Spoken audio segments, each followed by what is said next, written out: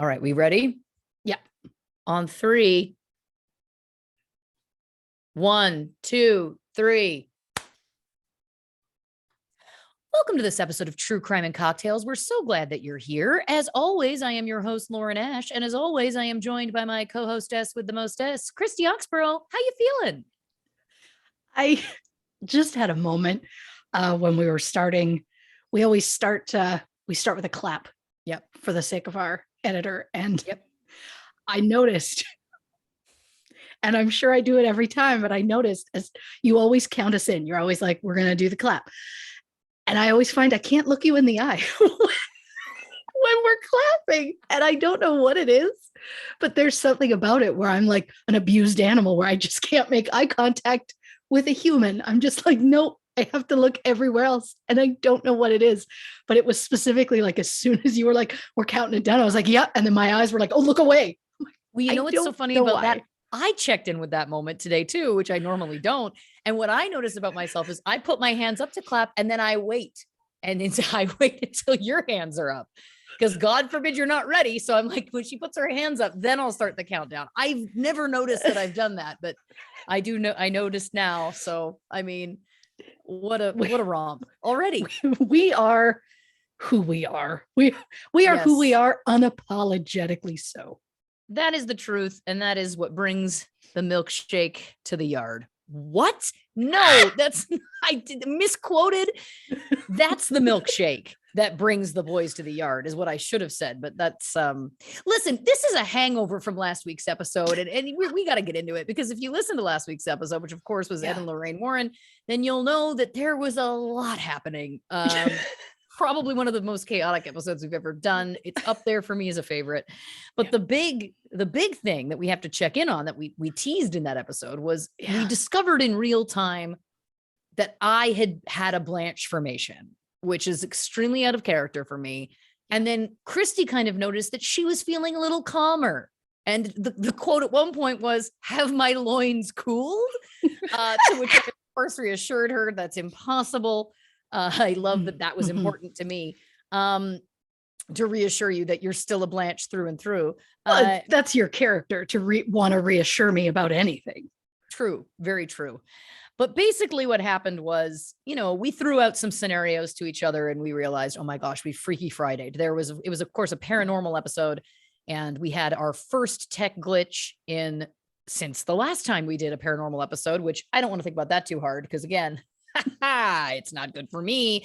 Long story short, we have to check in about where we're at because we didn't know. It was like, is this are the new Blanchisms here to stay with me?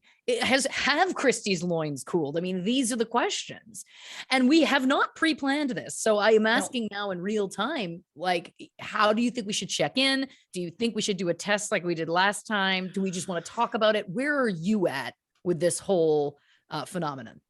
Oh, it hasn't sat well with me. Yeah, sure. I mean, the idea of cooling off, it alone makes me nervous, but I just assumed we'd have to do some sort of a test. Yeah. Just to be sure of what our gut reaction is. I think that's great. Because if you ask me right now, I don't know what my answer is. It was the whole thing in the moment in the last episode was that in the moment, this stuff was coming out of my mouth that normally never would. Yeah. So I do think that is the only way to properly test. Oh, it has to be. There's I don't even know how I'm going to test you, but I've got to come up with something on the fly that I think will pique your inner Blanche. Thank you very much. Absolutely.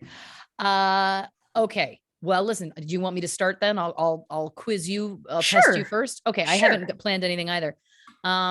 Okay. God, I'm nervous. I'm nervous too. We don't know which way this is going to go. Okay. No. Okay. Did you hear? Mm-hmm. Keanu Reeves made a large donation to an animal charity. Oh, of course he did. I don't like that. On the Blanche meter, the needle is not moving. The needle is not moving. I don't like that.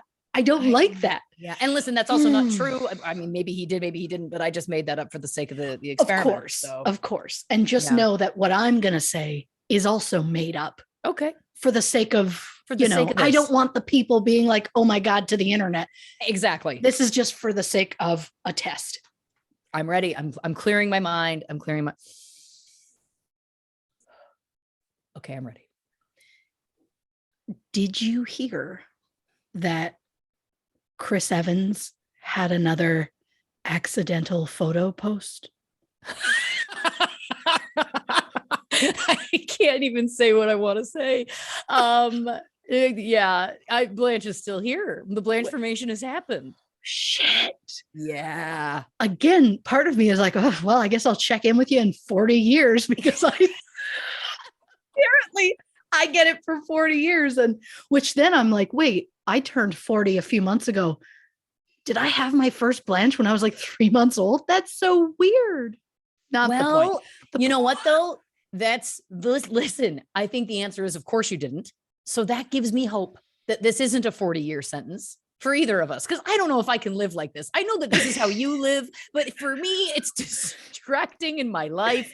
It's all consuming, it's listen, God, yeah. Chris Evans. Look, I feel as long as there's one Blanche on the show, we'll be fine. I ideally would love us to get to a place where there's two Blanches. Maybe one can be a lower, a less overwhelming Blanche for you. Little Blanche. Yeah. So you're like Blanche, but you're like a little, it's more calm for maybe you. Still a Blanche, but I'm the Bow Wow to your Snoop Dogg.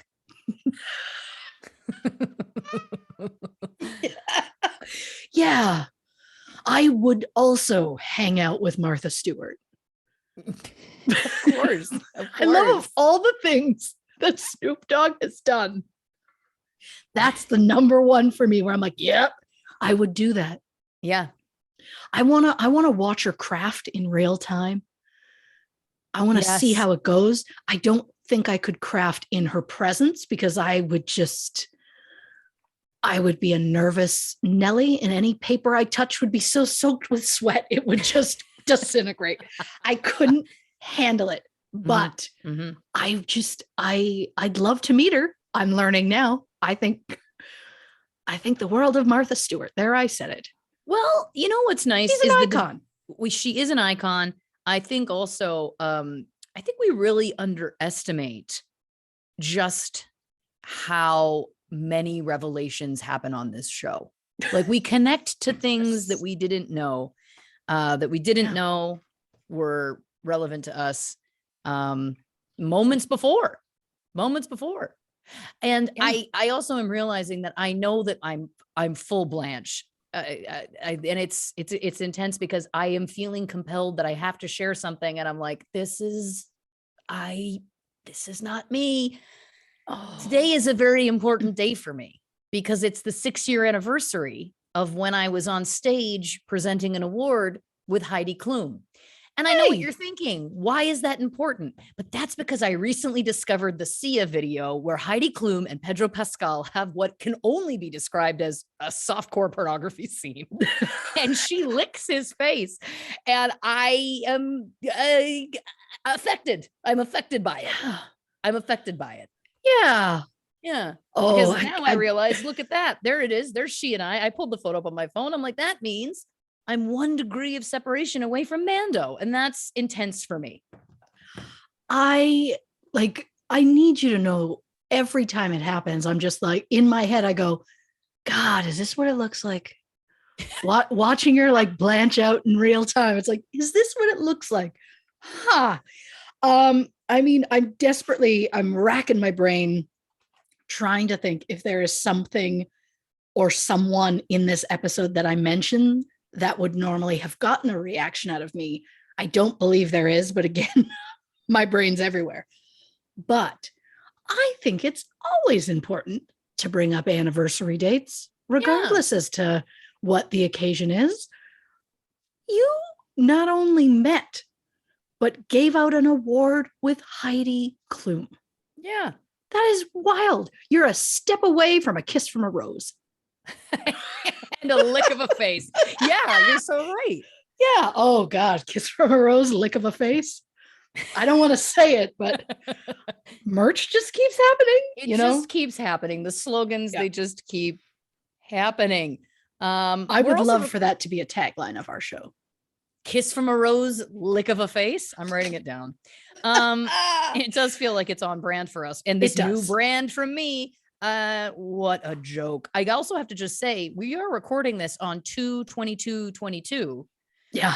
Which is also a Tuesday, people are pointing out. A lot of twos. Is this the day, perhaps, that to become one? Like, does your Blanche rise back up and mine dissipate, so then we maybe kind of, stay somewhere else? Is this Blanche-nation? That's what I was going to say. Is the Blanche-nation? I'm not even saying I need the entire thing back. Just if just enough comes out that we even out to what is comfortable for us, because I know our levels are different in comfort, but so that we could just be both in a comfortable place, but still both have enough that we want. Yeah, that'd be great. I think that's nice. It's also a possibility that the Blanche formation could be tied to like a moon cycle. The next new moon is March 2nd. That's another 2. So maybe, I don't know, maybe that's when it'll shift. The point is, dear listeners, you are along for the ride in real time. And I couldn't be happier about it, if I'm being honest. Like, I feel alive in a way that I didn't 2.5 weeks ago, a week and a half ago. It also should be noted, like, I'm so hot. Like, physically, my body feels hot. I feel it in my chest. Like, I really do think that something happened last week. I feel dead inside. Oh my God, we have become each other. I'm always dead inside. Yeah, I feel like, for lack of better words, and for people are going to be like, oh, that can't be real. There is an emptiness. Like, it feels like something's missing. Like, I'm not even kidding. I'm like a shell of a woman. I'm a shell of a Blanche. Oh my God. You're Michelle Obama. Michelle Obama. Thank you for that. You know what? I liked it. What I wouldn't give to be her. Speaking of icons. Yeah. Oh my God. Yes. Yeah. Look, again, I'd be friends with her, but I'd also probably be too nervous to craft in front of her. I don't know why I would ever but yes. have to. Well, apparently never. Well, she might judge a craft contest that I decide to enter for whatever reason. Whatever craft contest Michelle Obama is judging, just sign me up now. I'm ready to go. I feel like it's going to end up being, I show up, I'm ready to go. And I'm like, God, there's a lot of kids around, don't you think? And then I find out somehow I've inexplicably entered a children's contest, and that they kind of like didn't look at the birth year, or I miswrote it in. So they were like, oh, that's so great. She's 4. And it's like, oh no, I forgot the 0. I am not 4. Oh yeah. And then it'll be like, well, it's too late now. And I'm standing on a stage with a sea of kindergartners. And it's like, which one of us can make the best thing? And it's like, obviously I destroy them, but not the point. I always love when it's about destroying someone that's not an equal opponent. That always feels right. I just feel like in the end, I would be like, I've got to do something to wreck it, because I would be more concerned about Michelle's respect than I would be about that trophy. But you know what? I think that we need to reframe this. Perhaps you're at that competition because you're also judging the competition. Oh, that'd be nice. See? Oh, then we'd be colleagues. Oh, see? Oh, I'd like that. Yeah. I'd like that. Oh, I like that. God. Well, listen, I got to say very quickly, the episode that we're doing today is, of course, Dr. Feelgood. And I need you to know that every time I read those words, hear those words, and for the majority of the last 10 minutes of our lives, what's going through my noodle? Nothing other than, and the one that make you feel good. All right. Like, that's all that I can think.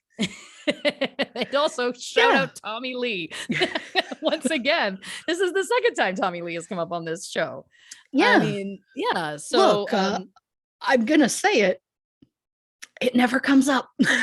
I got to a place because we first talked about doing this episode last year. We did, because I found out about this particular gentleman during my research for Marilyn Monroe. And then I started looking into it further and I was like, oh, this keeps going. So then I got myself ready and then it just never came up again.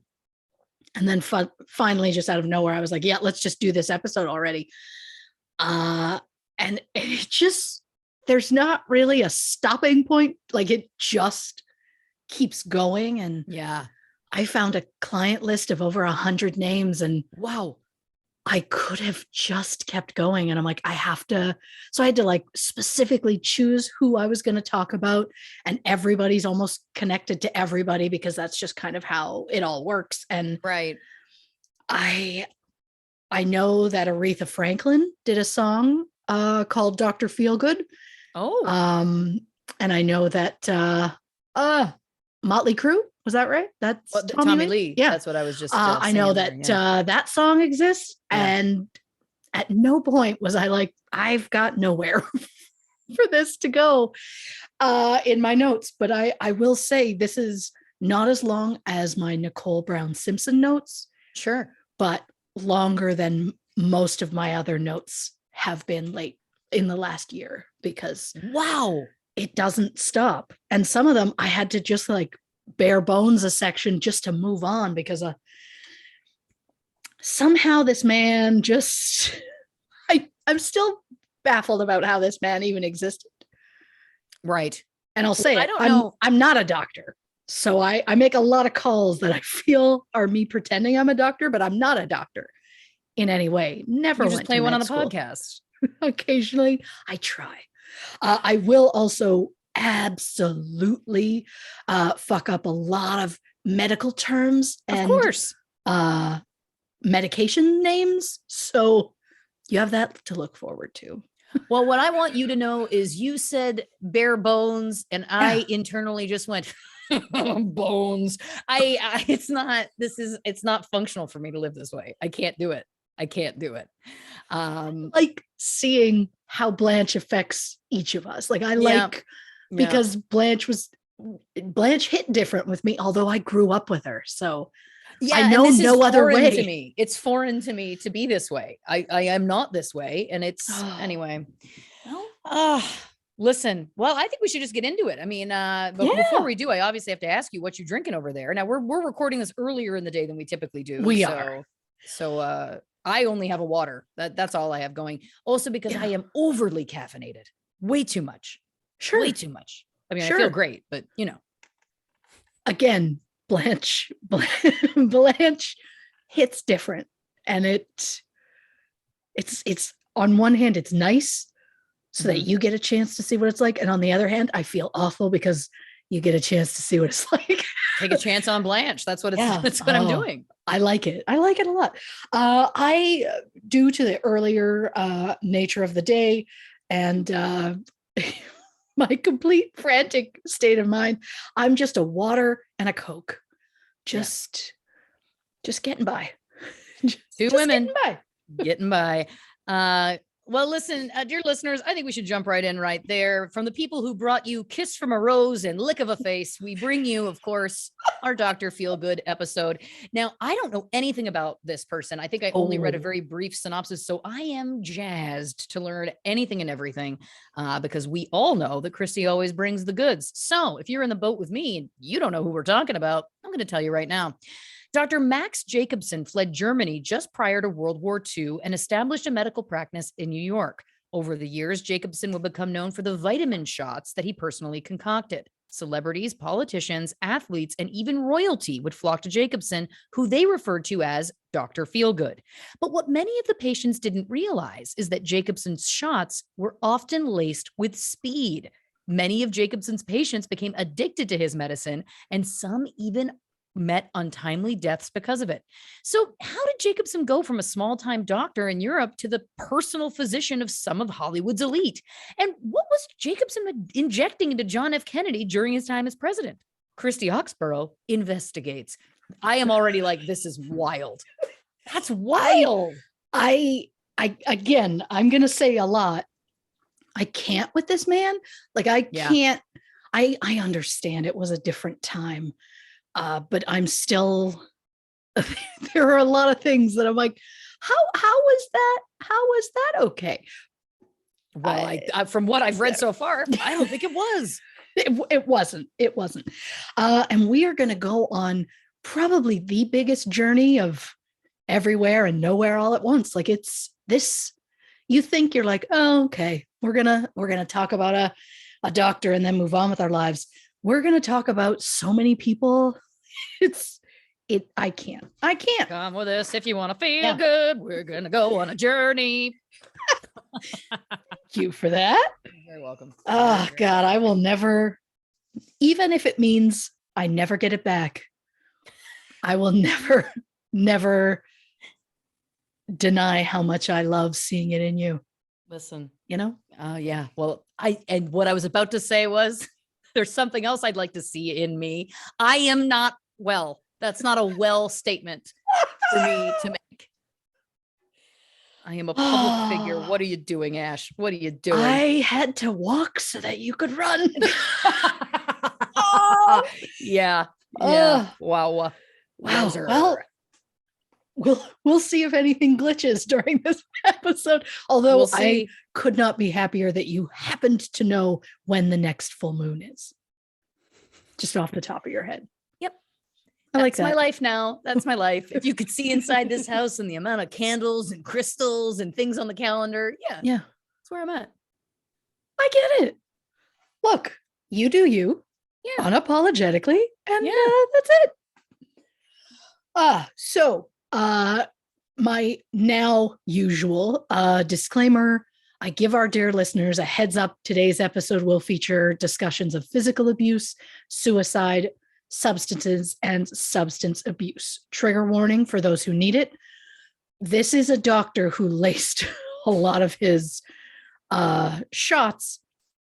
So there's going to be a lot of discussion about injections and such. So heads up for that. So Louis Jacobson dreamed of becoming a teacher, but instead chose to become a butcher to pay his sister's dowries. By the time he raised enough money, he was 40 years old and felt it was too late to start a new career. So he chose to remain a butcher. And while I respect this choice, let me be clear. It is never too late to start over. To quote Judge Judy, quote, if you don't make it in your 40s, make it in your 50s. If you don't make it in your 50s, make it in your 60s. My point is, never give up. And that has been your moment of inspiration. So Louis decides to place an ad looking for a wife and gets a response from a woman named Ernestine, who was born 244 miles or 392 kilometers away in Heckelberg, Germany. Now, Heckelberg was a very small place. Only about 200 families lived there at the time. And since Ernestine was from the only Jewish family there, Louis chose his bride. The couple had 3 sons, Heinz, Simon, and Max, who was born July 3rd, 1900 in Fordon, a small village just inside the border of Poland. Horrifying side note, as part of Operation Tannenberg during World War II, Nazis invaded Fordon and murdered every single citizen in October and November 1939. It is estimated that 1,200 to 1,400 innocent people lost their lives. The area became known as the Valley of Death. Oh my God. Yeah. And I want to say that's the last time I'm going to talk about Nazis, but it's not. Oh boy. So we just all brace ourselves. Yep. In 1901, the Jacobson family moved to Berlin. A few years later, Max would look out a window and spot an organ grinder in the courtyard with a monkey. People in surrounding homes started to throw coins out of their windows, but some of the coins landed on the wrong side of the fence. So Max went to retrieve the coins to give to the organ grinder, when Max impaled himself on a fence spike. Oh. A doctor was called, but when he arrived, he told the family a surgeon would be needed to properly close the wound. The surgeon arrived in a shiny new 1905 car, and that was the moment that Max knew when he grew up, he wanted to become a doctor. Not because his life was being saved, but because of the shiny car, or maybe both. I truly believe it was the car and the prestige of that man, because that checks out for this man. In 1917, Max graduated from Real Gymnasium, which is a school that went from elementary through high school. At the time, World War I was ongoing, and Max's mother was determined to help Max avoid the draft. Her other sons, Heinz and Simon, were both allegedly killed during the war, one from dysentery, one from shrapnel. So Max's mother made a few calls and got Max the job as a medical assistant at Pankow Hospital. At first, he cleaned instruments and disinfected operating rooms, but soon he was standing with the attendings during autopsies and operations. Max was taught how to take vitals, administer injections, and change dressings, which is incredibly impressive to think a kid just out of high school was doing that, especially during the Spanish flu pandemic in 1917. In 1918, when Max turned 18, he officially received his draft notice. But again, his mother wasn't about to watch her third son go off to war. So when Max went to meet with the district draft board director, he brought along a small gift. Mrs. Jacobson learned that the director had an obsession with Liederkranz cheese. And because of the war, it was nearly impossible to find. Well, somehow she found some and sent it along with Max during his interview. It is said that when Max first walked in, the director said they need every man they could get at the Polish front. But after seeing Max's gift, the director said, quote, "Well, what's one man more or less at the front?" Max was not drafted. Oh my God, it was that easy. I mean, I do a lot of things for cheese too, but that's crazy. It was that easy. I'm dying to know where she got it, because that couldn't have been easy, but she saved him from the war. Wow. Max enrolled in pre-med at Friedrich Wilhelm University in Berlin, which is now known as the Humboldt University of Berlin. In 1920, Max transferred to the University of Würzburg, where he developed an interest in biochemistry. After an internship at the Surgical University Clinic, Max graduated from med school in 1929. That same year, he met and married Alice Lohner, and the couple had a son named Thomas in 1931. Early on in his medical career, Max became fascinated with psychiatry, even consulting on cases with Carl Jung, which leads us to a, ew, Carl side note. Carl Jung was the number 2 bigwig at the most prestigious mental institution in Europe. In 1904, 19-year-old Sabina Spielrein was brought to the institution's emergency room. Sabina was the oldest of 5 children in a wealthy Jewish family. By the age of 6, Sabina was able to speak 3 different languages fluently, but not everything was pleasant at home, as Sabina would later say she was physically abused throughout her childhood by both of her parents. When Amelia, Sabina's only sister, suddenly died from typhoid, Sabina suffered from a mental breakdown and was taken to a mental institution in Switzerland. But when that stay proved to be unsuccessful, in August 1904, Sabina was taken to, Bergholzli, something like that, where Carl Jung worked. Under Jung, Sabina made huge strides and was well enough to apply to medical school in October 1904. While admitted to the hospital, Sabina fell in love with Carl and remained at the facility as a resident from January until June of 1905. Just to be close to him. She wasn't getting treatments at that point. She just wanted to be near him.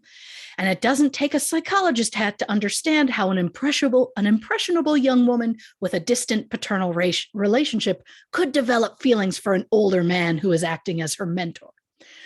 Thing is, at the time, not only was Jung 10 years her senior, he was also married and had been since 1903, so he was almost still a newlywed. Not to mention, Young was also in a position of power and her doctor, and yet the two had a brief sexual relationship. When Young's wife found out, she told Sabina's parents. Now, keep in mind, at this point, Sabina's parents were paying Young to treat their daughter. Then they find out Young is sleeping with their daughter. And what did Young do?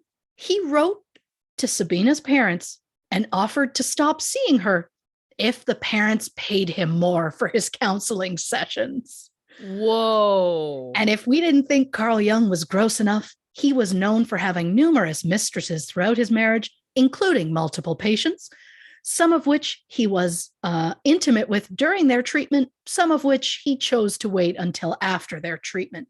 So for many reasons, I say, fuck you, Carl Jung. Yes. Yeah. When Sabina finally got away from Jung, she attended the University of Zurich from June 1905 to January 1911. And even though she was reunited with Carl Jung when he supervised her medical dissertation, Sabina continued to excel. She would become one of the first people to ever conduct a case study on schizophrenia and would be described as a pioneer of psychoanalysis. And I find it just so sad that Sabina's legacy has become more about her relationship with Jung than her incredible contribution to psychology. And his is more about his contribution to, psychology. And then you have to dig to find out he was a creep. Of what I mean? course. Yes. Sabina went on to marry a man named Pavel and have two daughters named Nina and Eva. In 1936, Sabina's husband died. And in 1938, all three of Sabina's brothers were executed in the Great Purge. And because Nazis are the literal worst, in 1942, Nazis invaded the Russian Empire where Sabina was living and murdered 27,000 people, including 56-year-old Sabina and her two daughters aged 29 and 16. Oh. Yeah, again, the Nazis don't get better. So no, there's that. But back to our regular scheduled programming. Thank you. Max Jacobson's work with Jung was inspired Max to start experimenting with methamphetamines as emotional stimulants and mood enhancers. Max found that when he gave MS patients a shot that included methamphetamines, they would receive a tremendous boost of energy. The idea of this energy boost attracted a lot of well-known German musicians and theater people to Max's practice, and by 1932, Max's medical practice was flourishing. He created his own version of shots, which included vitamins, animal blood serum, and methamphetamines. And he continued to change the formula over the years. Max was always sure to test the medicine on himself, though, before administering it to others. Interesting. And European celebrities, including royalty, flocked to Max for these miracle shots. But with the prospect of another world war looming, Germany was becoming increasingly dangerous for a Jewish family. One day in 1933, a member of an early Nazi paramilitary organization known as the Brown Shirts visited Max's practice looking for assistance. The soldier allegedly had gonorrhea, and since Nazis believed that premarital sex would lead to sexually transmitted diseases, which would further decline the German birth rate, the soldier couldn't go to an Aryan doctor, as he would have been seen as impure and would have been punished or possibly expelled. So to hide his diagnosis, this unknown soldier went to Max Jacobson for help. To show his gratitude, the soldier told Max that his name was on a list, and the brown shirt secret police would be arriving at his house anytime now to take him and his family. Very next day, Max fled Germany with his wife and their son Thomas. They went to Prague. It is said that the day they left, Max's practice was raided and his nurse was arrested. While in Prague, Max was unable to work. Since the family left in such a hurry, Max left all his equipment and medicine behind, so he couldn't afford to open a new practice. He did, however, continue to administer shots to his wife, as well as their family and friends privately. He also did research for the Czechoslovakia University. After some time in Vienna, the family moved to Paris, where Max reestablished his practice. Now, Max's shots were a combination of enzymes, hormones, vitamins A, B, E, D, and C, with just a small amount of amphetamines. However, what Max considered to be a small amount wasn't really small at all. His magic shots contained about 20 milligrams per dose, which is 5 times the recommended dose. Oh boy. Yeah, it's just a small amount. Max then realized what was missing from his shots. It was that boost of energy that came from methamphetamines. So he went back to an original version that included meth in what he now called his vitamin shots. Methamphetamines were first synthesized in 1887 by a Romanian chemist who called it phenylesopropylamine. Over the years, it was synthesized from other stimulants, including ephedrine. And in 1938, it was marketed on a large scale in Germany under the name Pervitin. During World War II, German soldiers, especially pilots, were given Pervitin to stay sharp. From April to July 1940, more than 35 million Pervitin tablets were shipped to German troops. Whoa. American soldiers were given Benzedrine tablets, which were the first brand of amphetamines that were marketed in the United States. It is said that American troops took 200 million amphetamine and methadone tablets during the course of World War II. Wow. By the 1940s, it was commonplace for actors to use Benzedrine for energy, but it seems surprising. But remember, at that time, stimulants were legal. In fact, in 1937, the American Medical Association approved amphetamines in tablet form and recommended that doctors use it to treat their own fatigue. Boy. And by the 1950s, methamphetamines were used to treat everything from alcoholism to Parkinson's disease. Now, for those who are wondering, because I too had the same question during my research, what is the difference between amphetamines and methamphetamines? Great question. They are both stimulants that speed up information that travels between your brain and the rest of your body, and it can increase your blood pressure and your heart rate. Methamphetamines, however, have a similar chemical structure to amphetamines, but they are far more potent and cause worse effects on the body. It also, for some reason, methamphetamines enter your brain faster than any other stimulant drugs. Amphetamines, such as Adderall or Dexedrine, are still prescribed today for things like ADHD or narcolepsy. Meth is widely and illicitly manufactured using a variety of methods. It is a white, odorless, bitter-tasting powder that can be injected, smoked, snorted, swallowed, or inhaled. Looking at the list of common slang terms for meth makes me feel both incredibly old and incredibly innocent. Some of those terms include speed, crank, chalk, pookie, rocket fuel, Tina, etc. Yeah.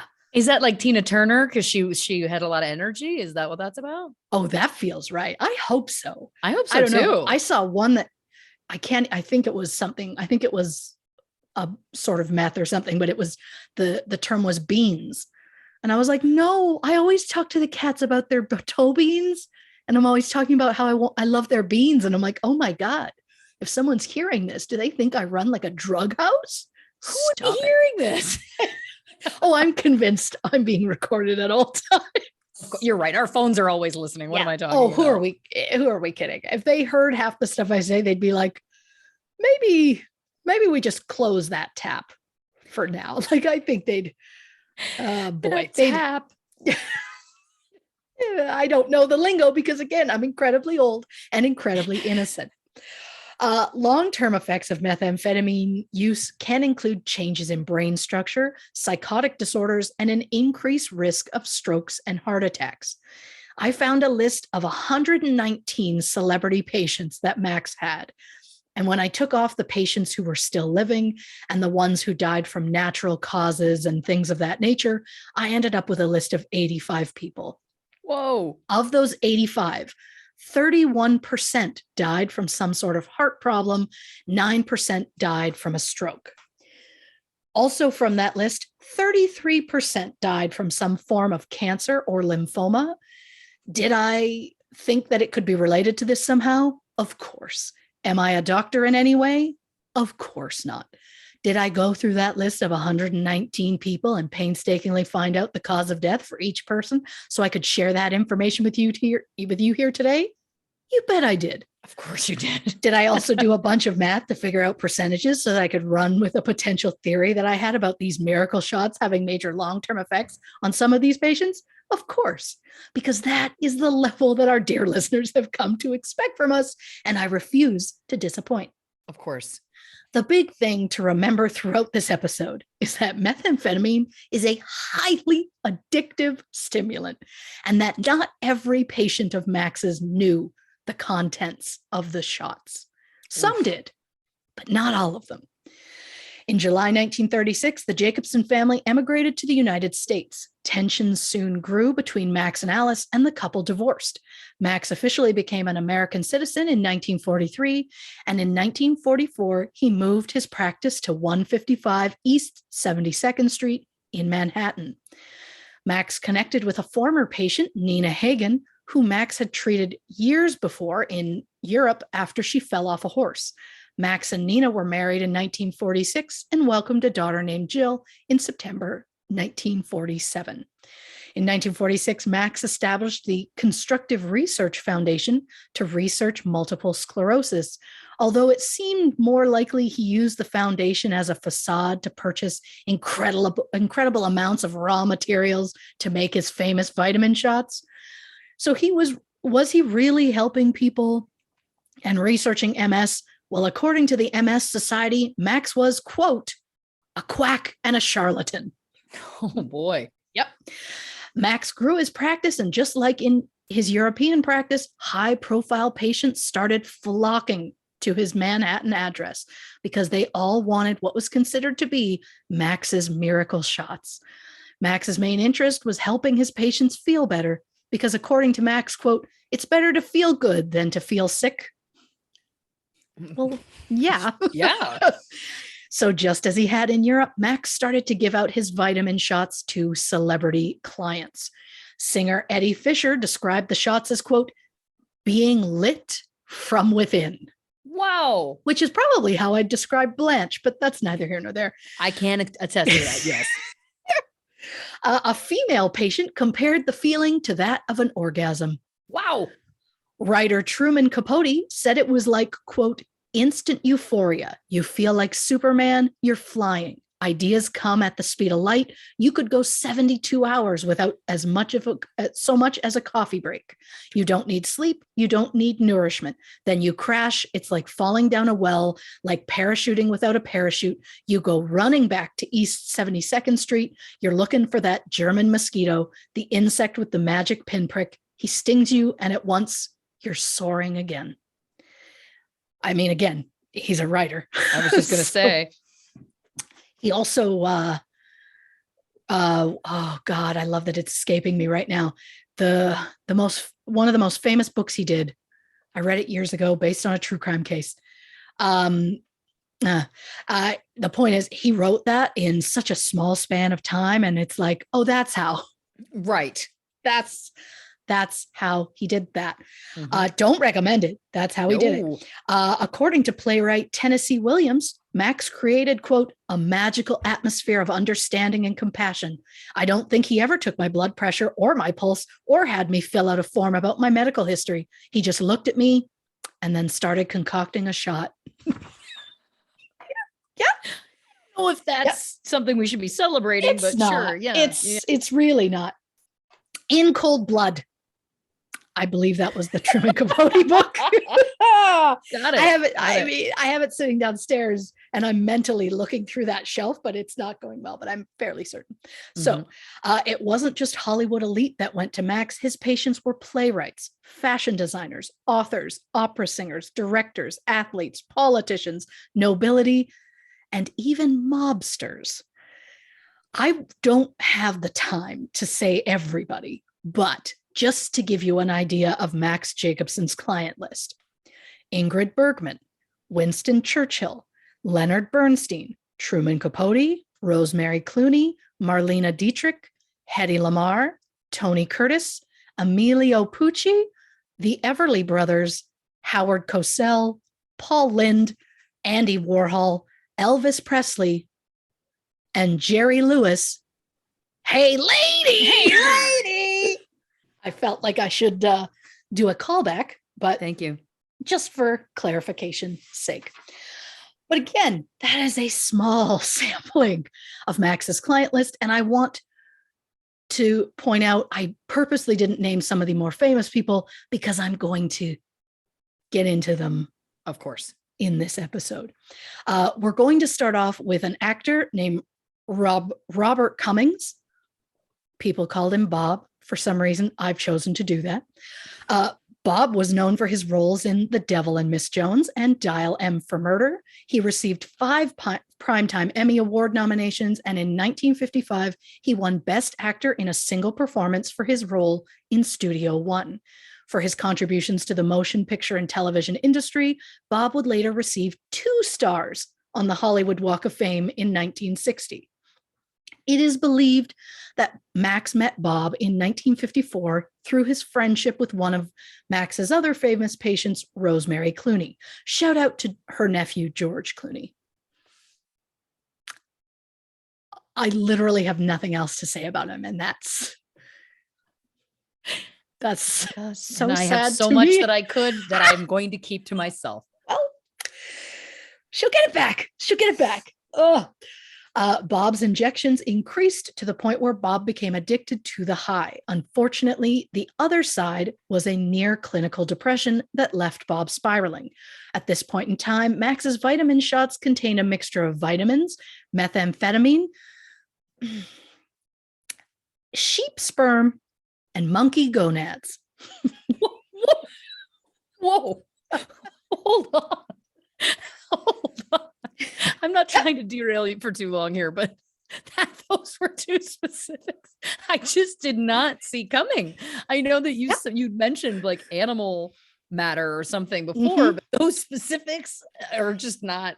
I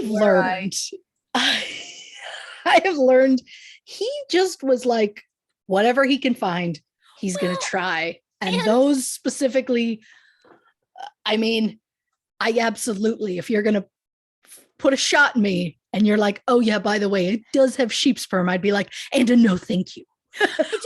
I mean, look, and maybe I'm no doctor. I'm also no chemist, but I'm going to go out on a limb here and say that vitamins, sure, they can make you feel better. That is was scientifically proven. Yeah. Methamphetamine certainly can make you feel better for a short amount of time. That's scientifically proven. I don't think he needed the other stuff. I'm not sure what was happening there, but wow. Yeah. Okay. Well, I mean, if nothing else, it's the first time I've ever been allowed to say sheep sperm on this show. Not that I've ever not been allowed. I'm also writing down monkey gonads. So thank you very much. I smell new merch coming. Just for us, of course. So many of that one. It's so odd. The monkey gonads shirts, they're not selling. They're not hitting. Weird. In the late 1950s, friends started to notice a change in Bob. He went from a happy-go-lucky guy and a strong believer in health foods to a belligerent megalomaniac with delusions of grandeur. And as time went on, Bob got progressively worse. Bob's close friend, Art Linkletter, arranged to have Bob committed at a psychiatric hospital where he stayed for a few months. But things weren't much better after he was released, as his addiction continued to cause him to spiral.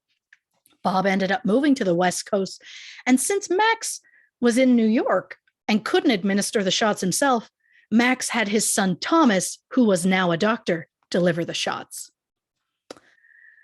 Then they taught Bob how to self-administer the shots, which led to Bob taking more than the recommended dose. Bob's depression got worse as he started having money and legal troubles. He got to the point where he was completely out of control on the set of the sci-fi sitcom My Living Doll. He started yelling at directors and writers. He became difficult with his co-stars and often ruined takes. Bob was eventually fired from the show and became a pariah in Hollywood. In 1967, he took a role in the film Five Golden Dragons. While on set in Hong Kong, China, he met Gina Fong.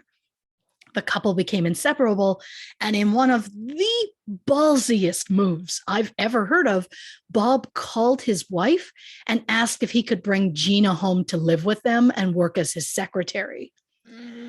His wife somehow said yes, and soon Gina was pregnant with Bob's child, and his wife kicked them both out. With no roles coming his way, Bob started doing dinner theater. Him and his wife had a very bitter public divorce in January 1970, which was made even more bitter when the IRS seized the house and evicted Bob's ex-wife and their children. The IRS also seized much of Bob's fortune for unpaid back taxes. In 1971, 61-year-old Bob married his 26-year-old secretary, Gina. And through it all, Bob's reliance on vitamin shots from Max continued to escalate until 1975, when Max stopped administering shots, and Bob had to fly to the Bahamas to find a new supplier. In the late 1980s, Bob was diagnosed with Parkinson's, and soon after, Gina divorced him in 1987. Bob's friend Milton Berle worried about Bob's mental state and decided to get Bob a caregiver. He placed an ad and chose a Piggly Wiggly cashier who agreed to marry Bob and care for him. Milton admits he chose Martha Brzezinski because, quote, again, this is Milton's words, not mine, Bob loved big tits, so I picked the cashier who sent her photo in. Oh. Martha dreamed of living in Hollywood, so she was more than happy to move to the West Coast. However, when she got there, she was surprised to see that her new husband was actually a frail old man. So I guess she didn't pay much attention to the fact that she responded to an ad looking for a caregiver for a frail old man. But I have zero respect for this woman. For what I have read, she allegedly was physically abusive towards Bob, outright tormented him to the point where he filed for divorce. Bob Cummings died on December 2nd, 1990, at the age of 80. His death certificate listed his cause of death as renal failure, which is believed to have been triggered by his more than 30 years of meth abuse. Bob's family believed the downfall was triggered by Max's magic elixir. And I warn you folks, we're just going to keep mentioning famous people, and it's just going to feel like there's no cohesion to this. And that's just how I roll today. Yeah. Another famous Jacobson client was director Cecil B. DeMille, who was known for The Greatest Show on Earth, Cleopatra, and Sunset Boulevard. The Hollywood Foreign Press Association presented the Cecil B. DeMille Award for outstanding contributions to the world of entertainment. The award was first handed out in 1952 and was named after its recipient, Cecil B. DeMille. Other honorees include Walt Disney, Judy Garland, Alfred Hitchcock, Lucille Ball, Oprah Winfrey, and as of early February 2022, the most recent recipient was Jane Fonda in 2021. In the mid-1950s, while filming The Ten Commandments, DeMille was over budget and stressed and ended up suffering a heart attack. So DeMille flew Max to Egypt to be with him on set. Max also helped the cast and crew, including Yul Brynner, when they all came down with dysentery. DeMille even claimed that Max gave one of his famous vitamin shots to Charlton Heston right before his big scene as Moses. And when DeMille's brother died in March 1955, DeMille requested that Max accompany him on the press tour for the movie. Cecil B. DeMille died on January 21st, 1959, from a heart ailment. At the time of his death, he still owed Max $38,000 for past treatments, which is equivalent to $367,000 US in 2022. Wow. Next, we have American singer and actor Eddie Fisher, whose personal life is wild. To get into it, we have to start with Mike Todd. He married Elizabeth Taylor in February 1957. Mike was 47, Elizabeth was 24. And somehow it was the third marriage for both. They had a daughter in August 1957, and then in March 1958, just 13 months after their wedding, Mike died in a plane crash. Now we put a pin in that for a moment. Eddie Fisher was married to Debbie Reynolds. The couple had a son, Todd, and of course their daughter, Carrie Fisher. Debbie and Elizabeth Taylor were BFFs. Shortly after Mike died, Eddie left Debbie for Elizabeth, which is all wild to me. Eddie married Elizabeth in 1959. Once his divorce was finalized, they remained married until 1964. A few years later, Eddie married Connie Stevens, who played Miss Mason in Grease 2. Did she do a lot of other movies? Of course. Did I specifically only mention Grease 2 because I am legitimately a huge fan of it? Absolutely. So Eddie Fisher was performing somewhere, and he complained about having an inflamed vocal cords. His accompanist told him he knew of a doctor that could cure Eddie immediately. So Eddie was put in touch with Max, who gave him one shot in the arm, another in his hip. Eddie said that his voice came back immediately, and that was the beginning of his 37-year speed habit. Eddie Fisher died September 2010 from complications from hip surgery. He was 82 years old. Elizabeth Taylor was also a patient of Max's for a while. Elizabeth was born with scoliosis and broke her back in 1944 while filming the movie National Velvet. Unfortunately, the break went undetected for years, so she suffered from chronic back pain. By the time she had surgery to replace some of her spinal discs, she was addicted to alcohol and painkillers. She became the first celebrity to openly admit herself to the Betty Ford Center. Over the years, Elizabeth suffered several bouts of pneumonia, skin cancer, a benign brain tumor, and 2 hip replacement surgeries. Elizabeth died in March 2011 from congestive heart failure at the age of 79. Do I think that taking shots laced with methamphetamines for years could have contributed to a heart problem? Absolutely. At Elizabeth's request, the funeral started 15 minutes late because, quote, she even wanted to be late to her own funeral, which I find so charming. I love that. Quick side note, the deep dive that I did on Eddie Fisher was enough to make me think, if we ever branch out from true crime, God, I'd love to do a podcast where we just deep dive celebrities. Could I spend 3 hours talking about Elizabeth Taylor? I could. Would I lie to myself and say it would be less work, but we'd put in just as much time researching? Yes. Would it make us feel alive? Also, yes. So maybe that's an idea for one of those other podcasts, or up to like 8 different podcasts that we would potentially do if we had the time. We don't have the time, but no. What a dream. What a dream. Yeah. Another client linked to Max Jacobson was baseball legend Mickey Mantle. In 1951, Mickey Mantle was invited to the Yankees spring training. Casey Stengel, who was the Yankees manager at the time, was so impressed with Mickey that Casey promoted him to right fielder with a starting salary of $7,500, which is equivalent to $81,000 American in 2022. The Yankees believed that Mickey was going to be their next big star, so he was given number 6, which makes sense because apparently Babe Ruth was number 3, Lou Gehrig was number 4, Joe DiMaggio was number 5. So I guess that's how you know if they think you're something, is if you get to be in the sequence. Mickey was sent down to the Kansas City Blues, the Yankees farm team, but was called up to the major leagues soon after, this time wearing number 7. Mickey hoped that 1953 would be his big year, but his momentum was stopped following a torn ACL. There was no treatment for that at the time. Mickey was known for his natural talent, but he was also known for his charisma, swagger, and the fact that he was a womanizer. Both Mickey's father and his grandfather died young from Hodgkin's disease, so Mickey believed he would follow suit, so he lived a reckless lifestyle, believing he would just die young anyway. He drank excessively and in 1994 checked himself into the Betty Ford Center. His alcoholism later led to psoriasis. In September 1961, Mickey was in the home run race against his teammate Roger Maris. Babe Ruth set a record of 60 home runs in September 1927, and Mickey and Roger were looking to surpass it. Mickey hit his 54th home run, but started to feel under the weather.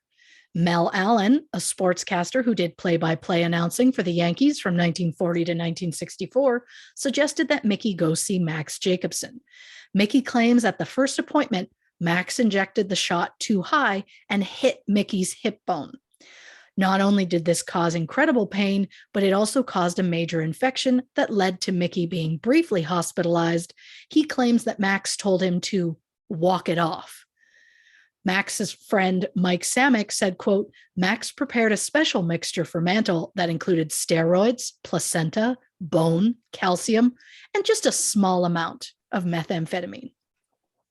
Mickey ended up missing multiple games and lost the home run race as Roger Maris hit his 61st home run in the last game of the regular season. Maris's record would stand for more than 30 years until it was broken by St. Louis Cardinals first baseman Mark McGwire in 1998. McGwire finished the season with 70 home runs. Chicago Cubs right fielder Sammy Sosa finished with 66. Despite how the first appointment went, Mickey continued to see Max for the next several years, even self-administering some of his shots, which started to take their toll. In 1965, Mickey said, quote, I'm 35, but I feel 40. I love that it's not that big a leap. It's not that big a leap, but I assume 40 to him was a really old age. And that's I guess so. Thought. In 1969, Mickey retired from baseball after leading the Yankees to 7 World Series titles. After his retirement, Mickey's drinking got worse, as did his anxiety, so he continued his shots with Max. Due to his heavy drinking, Mickey developed hepatitis and liver cancer. Do I think that meth-laced shots made the condition worse? I do. Again, I'm not a doctor, but Mickey received a liver transplant in 1995, which leads me to a transplant scandal side note. A trans scandal. Thank you. Oh, I like that. Transplantal. Good night. Apparently, Mickey Mantle received a transplant just 48 hours after doctors requested one for him. The United Organ Sharing Network, also known as UNOS, claims that Mickey got to the front of the line so quickly because of how gravely ill he was. And while I understand the concept of the sickest person gets moved to the top of the list, I wish I could see that list so I could see who he replaced as the most urgent case. Because I'm just dying to know, did this like 63-year-old man who had a lot of other problems past like a 10-year-old, I just have a lot of questions about that. Doctors said that Mickey's chance of surviving the first year with a new liver was 85%. Unfortunately, they didn't know that the transplant was too late, as the cancer had already spread. Less than 2 months after the surgery on August 13th, 1995, Mickey Mantle passed away. His official cause of death was liver cancer. He was 63 years old. Now, my question is, and this is going to sound terrible, but I'm being earnest. I am being earnest. If he passed so quickly after having that transplant, could they take that liver and give it to someone else? I don't know. I assume they couldn't, based on the fact of how much cancer was in his body. Right. I'm just curious if it was like, can you transplant an organ twice? I don't know. Yeah. I mean, that's a great my question. gut tells me no. My gut tells me that no, you're one and done. But I was just curious because, again, he did get moved up the list. So it would have been interesting to know if then they were like, we will take that back. Thank you.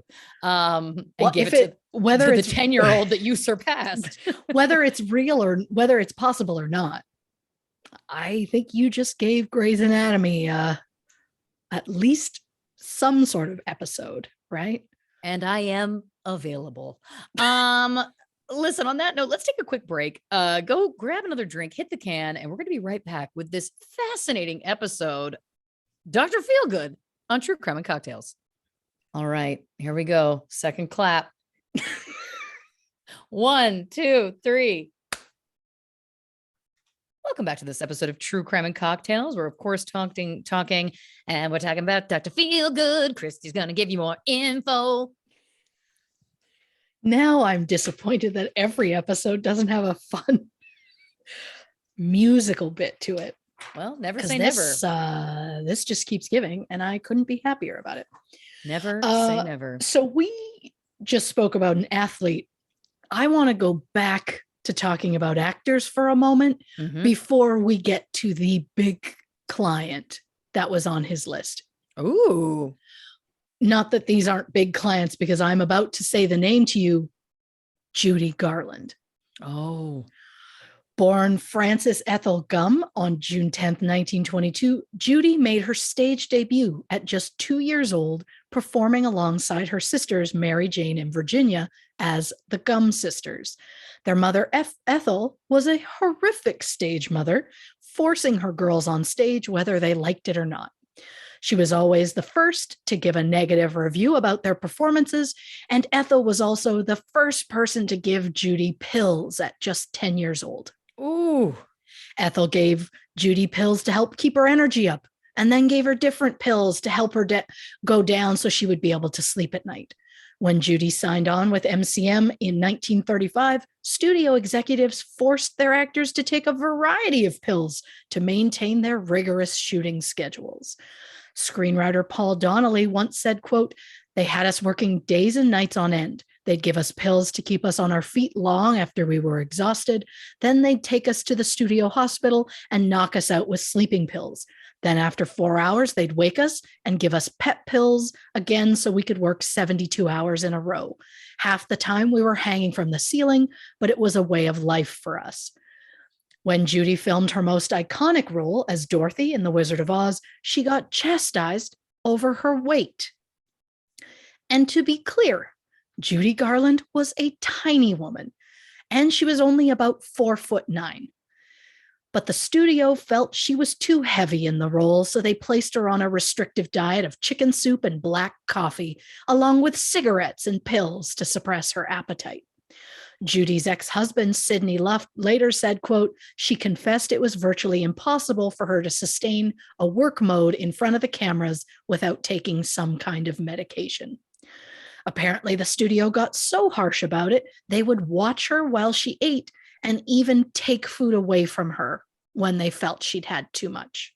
Jesus. Not so shockingly, the body image issues that were created here remained with Judy for the rest of her life. Yeah, I wonder why. And Lord. of course they would, because at the time she was 17 years old.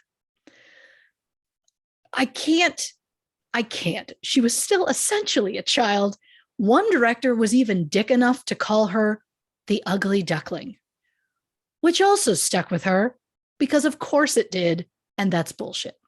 Yeah. And if this wasn't all bad enough for Judy, she also suffered from incredible anxiety and stage fright, and it is believed that she suffered from postpartum depression following the birth of her daughter Liza in March 1946, where Judy spent a month in the hospital. During this time, Judy suffered a nervous breakdown and was treated at multiple clinics over the span of several months. As her career seemed to fade, Judy increased her use of medications and soon was seeing Max Jacobson for his famous miracle shots. In 1950, MGM terminated Judy's contract, which caused her to further spiral. She tried to take her own life twice, and her deep depression and self-medicating led to the end of her second marriage. Judy also suffered from alcoholism, addiction, and depression for the majority of her adult life. Judy's third husband, Sidney Luft, claimed that Judy tried to take her own life at least 20 times over the course of their 13-year marriage. In the months leading up to her death, Judy had a brief relationship with Mickey Deans, who later admitted that over the course of their 3-month relationship, he would bring a variety of stimulants to Judy every time he saw her. Judy Garland died on June 22nd, 1969, just 12 days after her 47th birthday. Her cause of death was listed as, quote, self-administered accidental overdose of barbiturates. The story of Judy Garland is just so incredibly tragic. She was shoved into the spotlight as a toddler and forced to remain there for decades despite her crippling stage fright. And to be practically force-fed pills as young as 10 and be kept on them for years because of a man's idea of what an actress's weight should be, it's no wonder that Judy fell into dependency on pills that stayed with her for her life. Trying so hard and being told that it still isn't enough is so incredibly damaging. And I'm adding Judy Garland to our time machine list because, my God, that woman deserved all of the love. Yes. Just like Judy's daughter and fellow Max Jacobson client, Liza Minnelli. Liza was born March 12, 1946, and made her film debut at the age of 3 in the 1949 musical In the Good Old Summertime. At 16, Liza moved to New York with hopes of becoming an actress and dancer. Her parents refused to financially support her, but Liza preferred it that way as she was determined to make it on her own. In 1965, Liza starred as Flora in the musical Flora the Red Menace. Her performance earned Liza a Tony Award at the age of 19 for Best Actress in a Musical. She remained the youngest winner of the award until 1991, when 11-year-old Daisy Egan won for The Secret Garden. Tony winners, side note. While looking through Best Actress wins, I came across a lot of names that made my heart swell with a beautiful nostalgia. So, I just want to give them a shout out, even though I know they won't hear this. Bebe Neuwirth, Bette Midler, Bernadette Peters, yes, Natasha Richardson, Tyne Daly, and the one and only Miss Angela Lansbury. Yeah. Did you know that Angela Lansbury has been nominated for 7 Tony Awards and has won 5 of them? She also won 6 Golden Globes. Special shout out to the Queen, Julie Andrews, who was nominated for 3 Tonys, because I will honestly go out of my way to sing her praises as often as humanly possible. The fact that we don't have a movie where Julie Andrews and Angela Lansbury play a couple who solve crimes with their adopted daughter, Sarah Paulson, is a shame, and we are all the worse off for it. Yeah. She likes a story. We all know that. Of course. So far, Liza has won 4 Tony Awards, including a special Tony Award in 1974, 1 Academy Award, 2 Golden Globes, and 2 Emmy Awards. In 1990, she was honored with a Grammy Living Legend Award. And when you add all of these things together, it means that Liza Minnelli is one of only 21 performers to have ever received the coveted EGOT, which is when someone wins an Emmy, a Grammy, an Oscar, and a Tony. Other EGOT winners include Mel Brooks, Whoopi Goldberg, Andrew Lloyd Webber, Barbara Streisand, Rita Moreno, Audrey Hepburn, and John Legend. Liza is probably best known for her role in the 1972 musical Cabaret, but for me, nothing will top her performance as Lucille 2 on Arrested Development. She is so unbelievably charming and funny on that show. And I learned that she learned specifically how to fall so she could do her own scenes. And that just made me love her even more. Similar to her mother, not only is Liza incredibly talented, but she also struggled with addictions to alcohol and illegal substances. She also received shots from Max Jacobson for a number of years. And after her mother's death, Liza became addicted to the Valium that was prescribed to help her cope with her grief. When asked about addiction, Liza said, quote, "My whole life, the disease has been rampant. I inherited it, and it's been horrendous, but I've always asked for help." In 1984, she was treated for alcohol and prescription drug use, and in 1985, she entered the Betty Ford Center. In 2000, Liza contracted encephalitis from a mosquito bite, which left her with speech difficulties and unable to walk. Oh, wow. She was, right? Yeah. She was told she would remain in a wheelchair for the rest of her life, but Liza was determined and she learned how to walk again. Unfortunately, it led to more substance abuse issues, and in 2015, she entered into a rehab facility.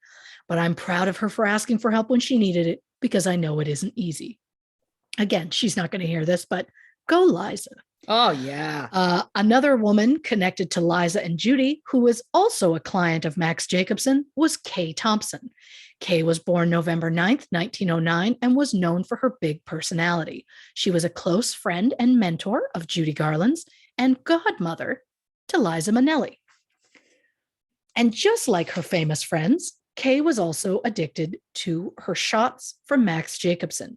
She would tell people they were vitamin B12 shots, but those who were close to Kay knew the shots consisted mostly of speed. Kay was also said to be ahead of her time, as she made wearing slacks a fashion statement for women, which was seen as shocking for the time period. She also designed women's pants that were later sold at Saks Fifth Avenue. Always one for style, I read that Kay only drank Coca-Cola simply because she felt the red can was chic. I find that ridiculously charming. This is my kind of lady. Right? I love that. Yes. She was an actress known for the Ziegfeld Follies, the Harvey Girls, and the 1957 musical Funny Face.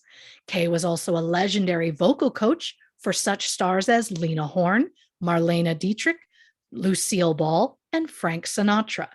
But Kay is probably best known as the creator of the Eloise books, about a girl named Eloise who lives with her nanny, her pug, and her turtle on the tippy-top floor of the Plaza Hotel in New York. Oh, yes. Kay always believed that her Eloise series was meant for adults, as the original subtitle was, quote, a book for precocious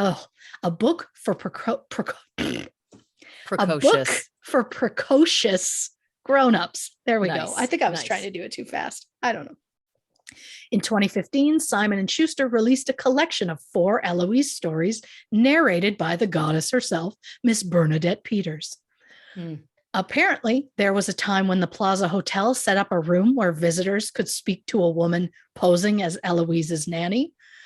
Now, at this point in time, Kay was living at the Plaza and had been for years. She established squatters' rights and lived there for free for 7 years. Stop. Then in 1988, Donald Trump purchased the Plaza and asked Kay if they could use Eloise when promoting the hotel.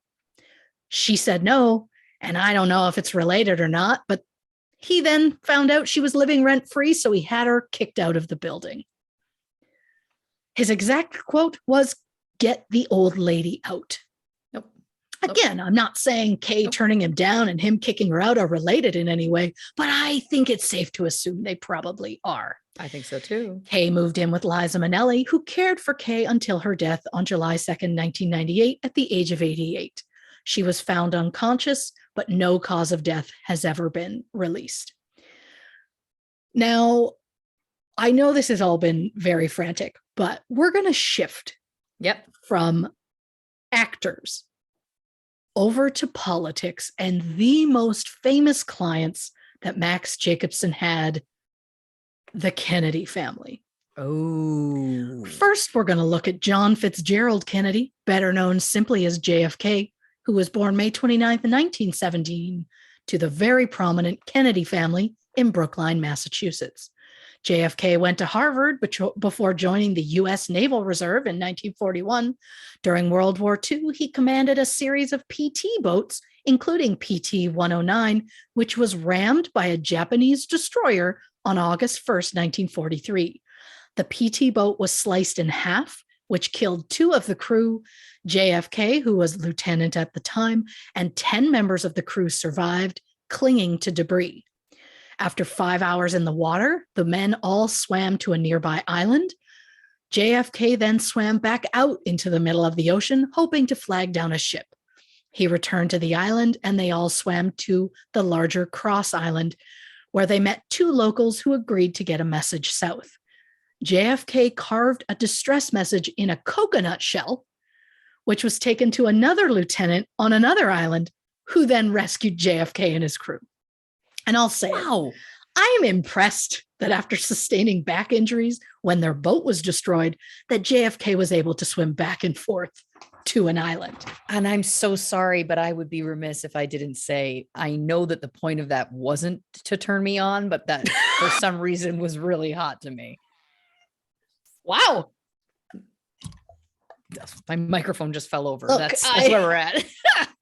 It was absolutely not, but this is what happens when I'm on the other side of Blanche. It's the tenacity for me. You know what I mean? Yeah. Oh yeah. I'm going to say this. I just know him as a person, so I'm not into him at all. Look, and here's the thing, me neither. But that story alone, I'm like, yes, sign me up. Yes. And I would like to clarify, I don't know him personally. Obviously. I knew what you meant. He died decades before I was born. So obviously I don't know him, but I love that I'm like, I know him as a person, and no. It's a no from me. It's a no from me, dog. What a joke. Shout out Randy Jackson. So JFK was given the Navy and Marine Corps Medal, which is the highest non-combat decoration awarded for heroism. My point of bringing all of this up was the injuries that JFK sustained that day never truly left him. He had a herniated disc removed in 1944 and underwent a spinal fusion surgery in 1957. So JFK returns from war, tries out journalism for a while, then becomes part of the U.S. House of Representatives from 1947 to 1953. He was then elected as the junior senator for Massachusetts from 53 to 1960, during which time he published a book that won a Pulitzer Prize in 1957. We get it. Impressive. Again, still not into him. It's helping you. It's not helping me. Yeah. Wow. Again, I feel like that, and I'm going to regret saying this, but I feel every time we mention a man and I don't react to it, I feel like the elderly man on The Simpsons at the old folks home when something's happening on the screen in front of him and he's punching his crotch to get feeling. And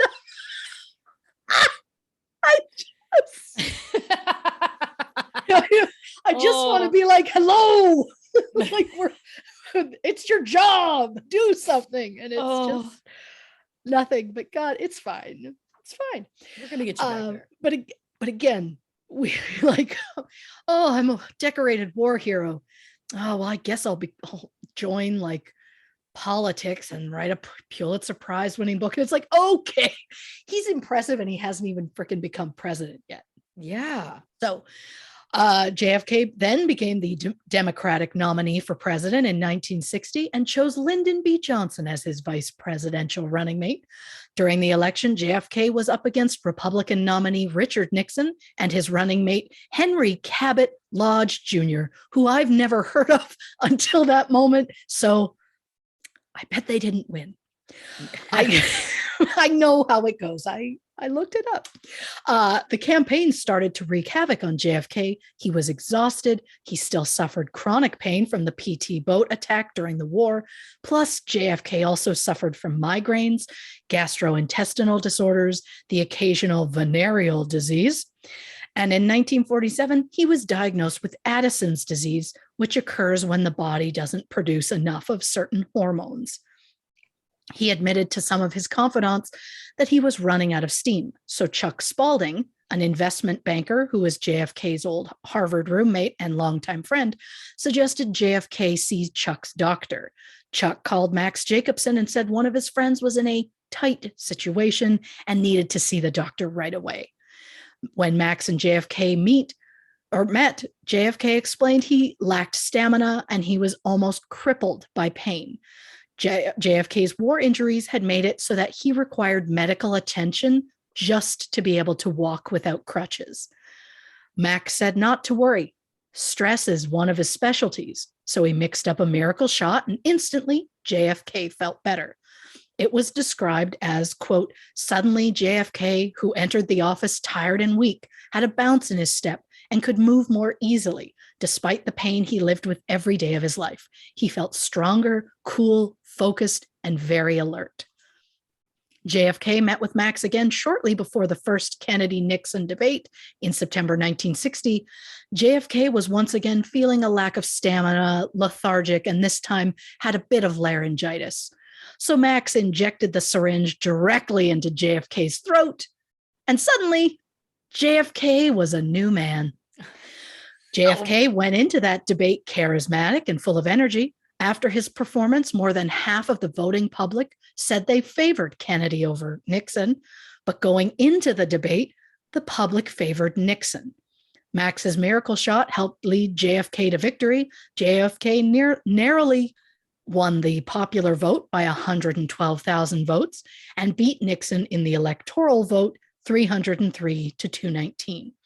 After winning the election, Max became a huge part of JFK's team. The Presidential Secret Service gave Max the nickname Dr. Feelgood.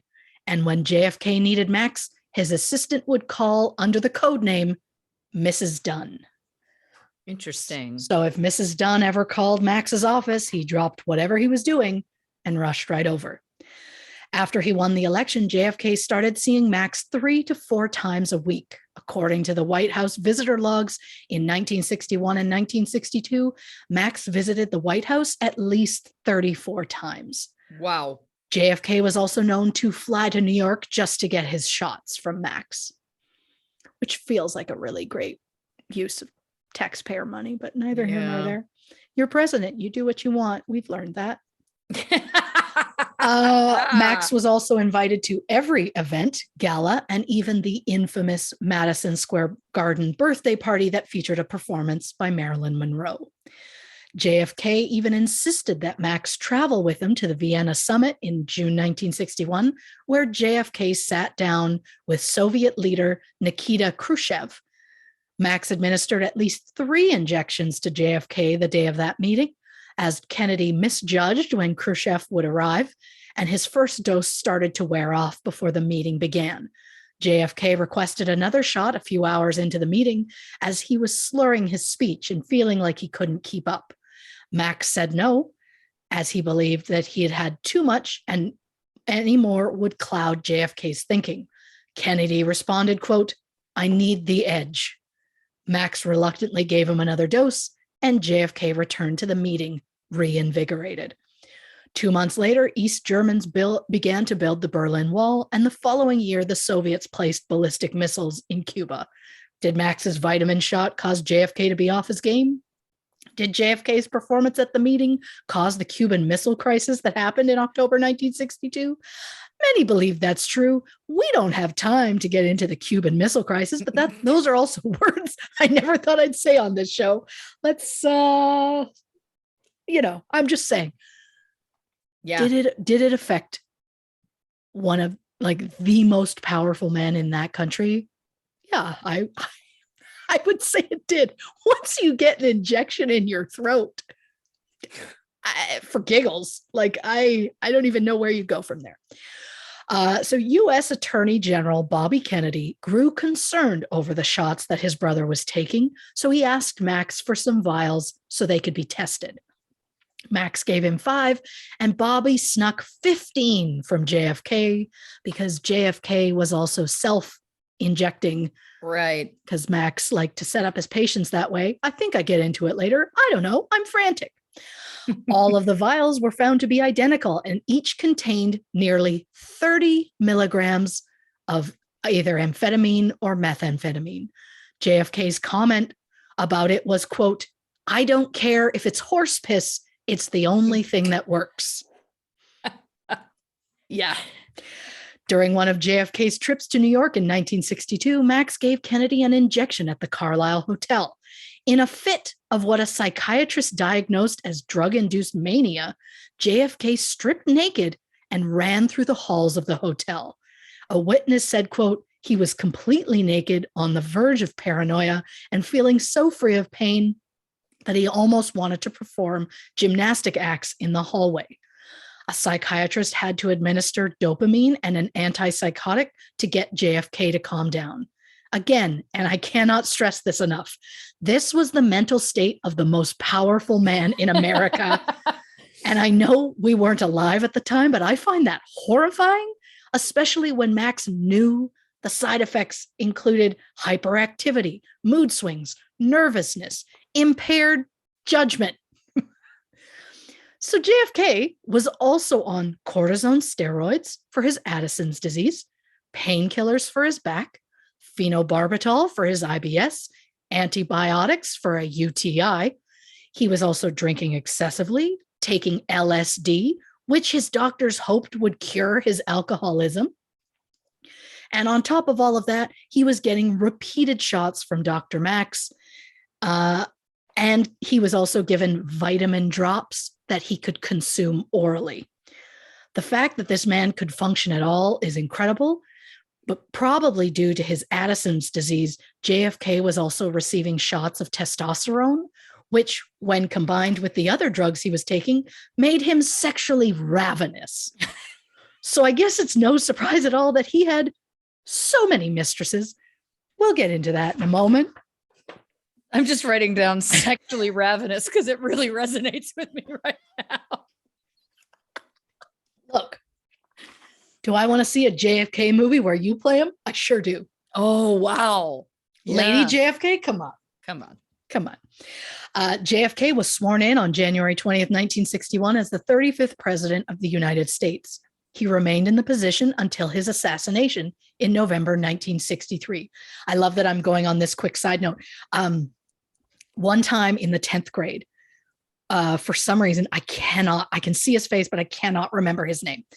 My math teacher, it was at Robert Usher Collegiate, which is no longer a school anymore, but shout out to, I guess, anybody who went there. Mm-hmm.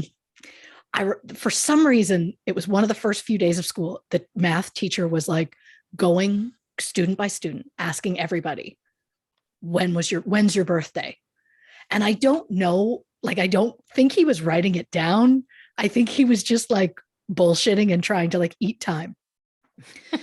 But I just remember, like, he's asking everybody, he gets to me, he asks me, and I tell him, I say November 22nd, to which he puts, like, he's looking at a paper, because I assume he's reading our names. He puts the paper down, looks me in the eye and just goes, "That's the day Kennedy was shot," and says nothing else. To which I respond, "Well, I didn't do it." Because my God, man. And then he just moved on to the next person. And I believe the next person was my friend Carla, I believe. Shout out. She gave her birthday, to which he said, "Oh, well, that's Kennedy's anniversary." And the smartass that I am quickly responded with, "Oh yeah, that's why we hang out, our Kennedy affiliation." And it's just like, well, that's the day he was shot. It's like, I didn't know that. I didn't know that until that moment. But like, yes. The point is, I had nothing to do with it. It was decades before me. Yes. Again, can't remember that teacher's name, but oof, that stuck with me. It also stuck with me that I was a real jackass to him, because I was like, if you're going to be a jackass, I'm going to be a jackass. I think that was more than fair. Maybe that's where this was born. I don't know. Mm-hmm. JFK was the fourth U.S. president to be assassinated. The others include Abraham Lincoln in 1865, James Garfield in 1881, and William McKinley in 1901. Fun fact, William McKinley is the name of the high school in the TV show Glee. And if you haven't checked out our Glee episode on the Glee curse yet, you should. It's a romp. You're doing God's work over there. I was so excited to find a way to naturally put that in. It really feels right. Right? While JFK's assassination is well known, and his assassin was also assassinated, I guess, there is a conspiracy theory that someone in the Kennedy administration orchestrated JFK's murder because his drug habit was making him a liability. Whether that is true or not, we don't know. There is so much about JFK's death that we'd never have time to get into all of it, especially on an episode about someone else. So I'm going to quickly change the subject and hope that no one notices. Jackie Kennedy was born July 28th, 1929. She was a socialite, photographer, writer, book editor, and all-around fashion icon. She received a Bachelor of Arts degree from George Washington University in 1951, and after graduation started working as a photographer for the Washington Times-Herald. In May 1952, Jackie and JFK were introduced by a mutual friend at a dinner party in Washington. The couple hit it off and married September 12, 1953. After a miscarriage early in their relationship, JFK and Jackie had their daughter Caroline in November 1957, and their son John Jr. in November 1960. Their son Patrick died as an infant in August 1963, which caused Jackie to go into a deep depression. Over the years, Max gave numerous shots to Jackie for depression and migraines. In 1968, Jackie married Aristotle Onassis, a Greek shipping magnate. The couple remained married until his death in 1975. In the late 1970s, Jackie worked as a book editor in New York, and to this day, she is one of the most popular and most recognizable first ladies in American history. Yes. And honestly, Jackie not only gave up her career to be with JFK, she suffered the loss of not one but two babies, and then was seated next to her husband when he was assassinated. Not to mention, she put up with her husband's repeated affairs. Jackie is on my time machine list. Get the blankets. I'm relieved to know that Jackie didn't have to live through the death of her son, John Jr., because I feel that may have broken her. But then with that in mind, my God, add Carolyn Kennedy to our list, because she has had an incredible amount of trauma throughout her life. So, you know, I don't know why I say hashtag justice for Caroline, but I do. Blankets for Caroline. In November, I love that November 1993, I mistyped that. And I was like, why did I put 10:03? That's weird. I meant a 9, Christy. It's 1993. Frantic. Jackie was participating in a fox hunt in Virginia when she was thrown from her horse. When she was examined at a nearby hospital, they found a swollen lymph node in her groin. Soon after, Jackie started getting swollen lymph nodes in her neck, which were diagnosed as non-Hodgkin lymphoma, which is a blood cancer. She started chemotherapy in January 1994, but by March, the cancer had spread to her brain and her spinal cord. Jackie passed away May 18, 1994, at the age of 64. JFK Jr. is convinced that Max Jacobson was responsible for Jackie's lymphoma. He read a study in American multicenter cohort that nearly 2,500 patients who used amphetamines frequently, meaning more than once a week, were nearly 5 times more likely to develop lymphoma than those who did not. Whoa. And again, I remind you of the math that I did for this episode. 33% of Max's former clients died from some form of cancer or lymphoma. That number doesn't account for any patient who may have been diagnosed with cancer and survived. But I felt that 33% was rather high. Yes.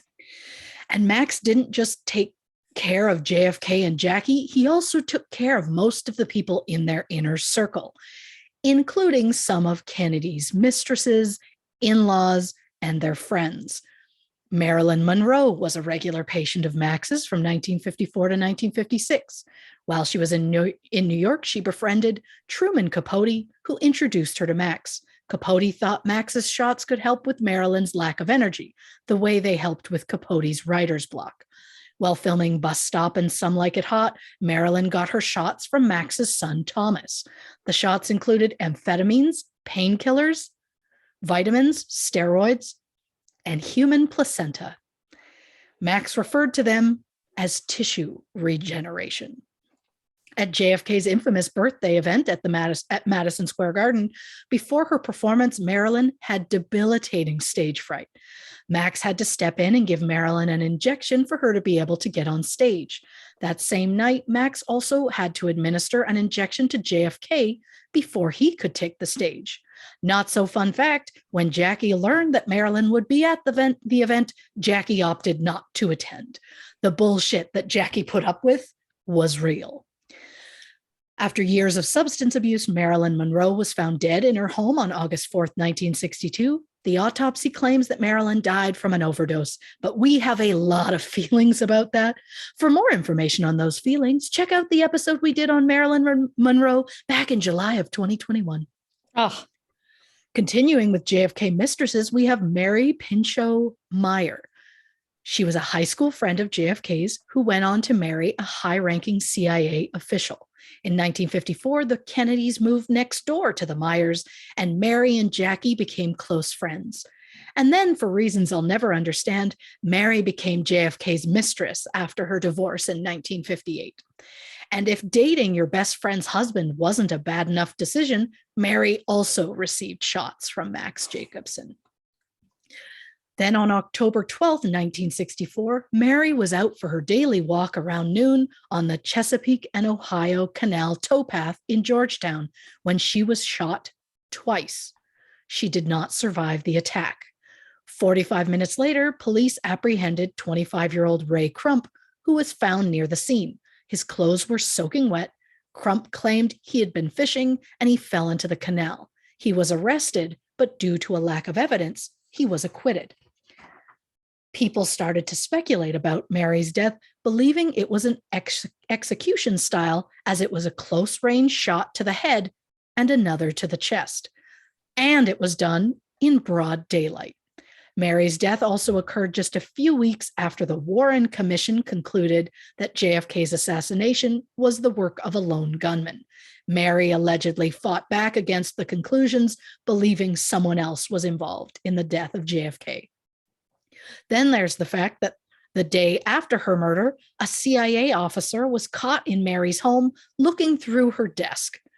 Although many believe he was trying to prevent Mary's affair from going public because Mary was known for keeping a diary of all the secrets that JFK told her while he was under the influence.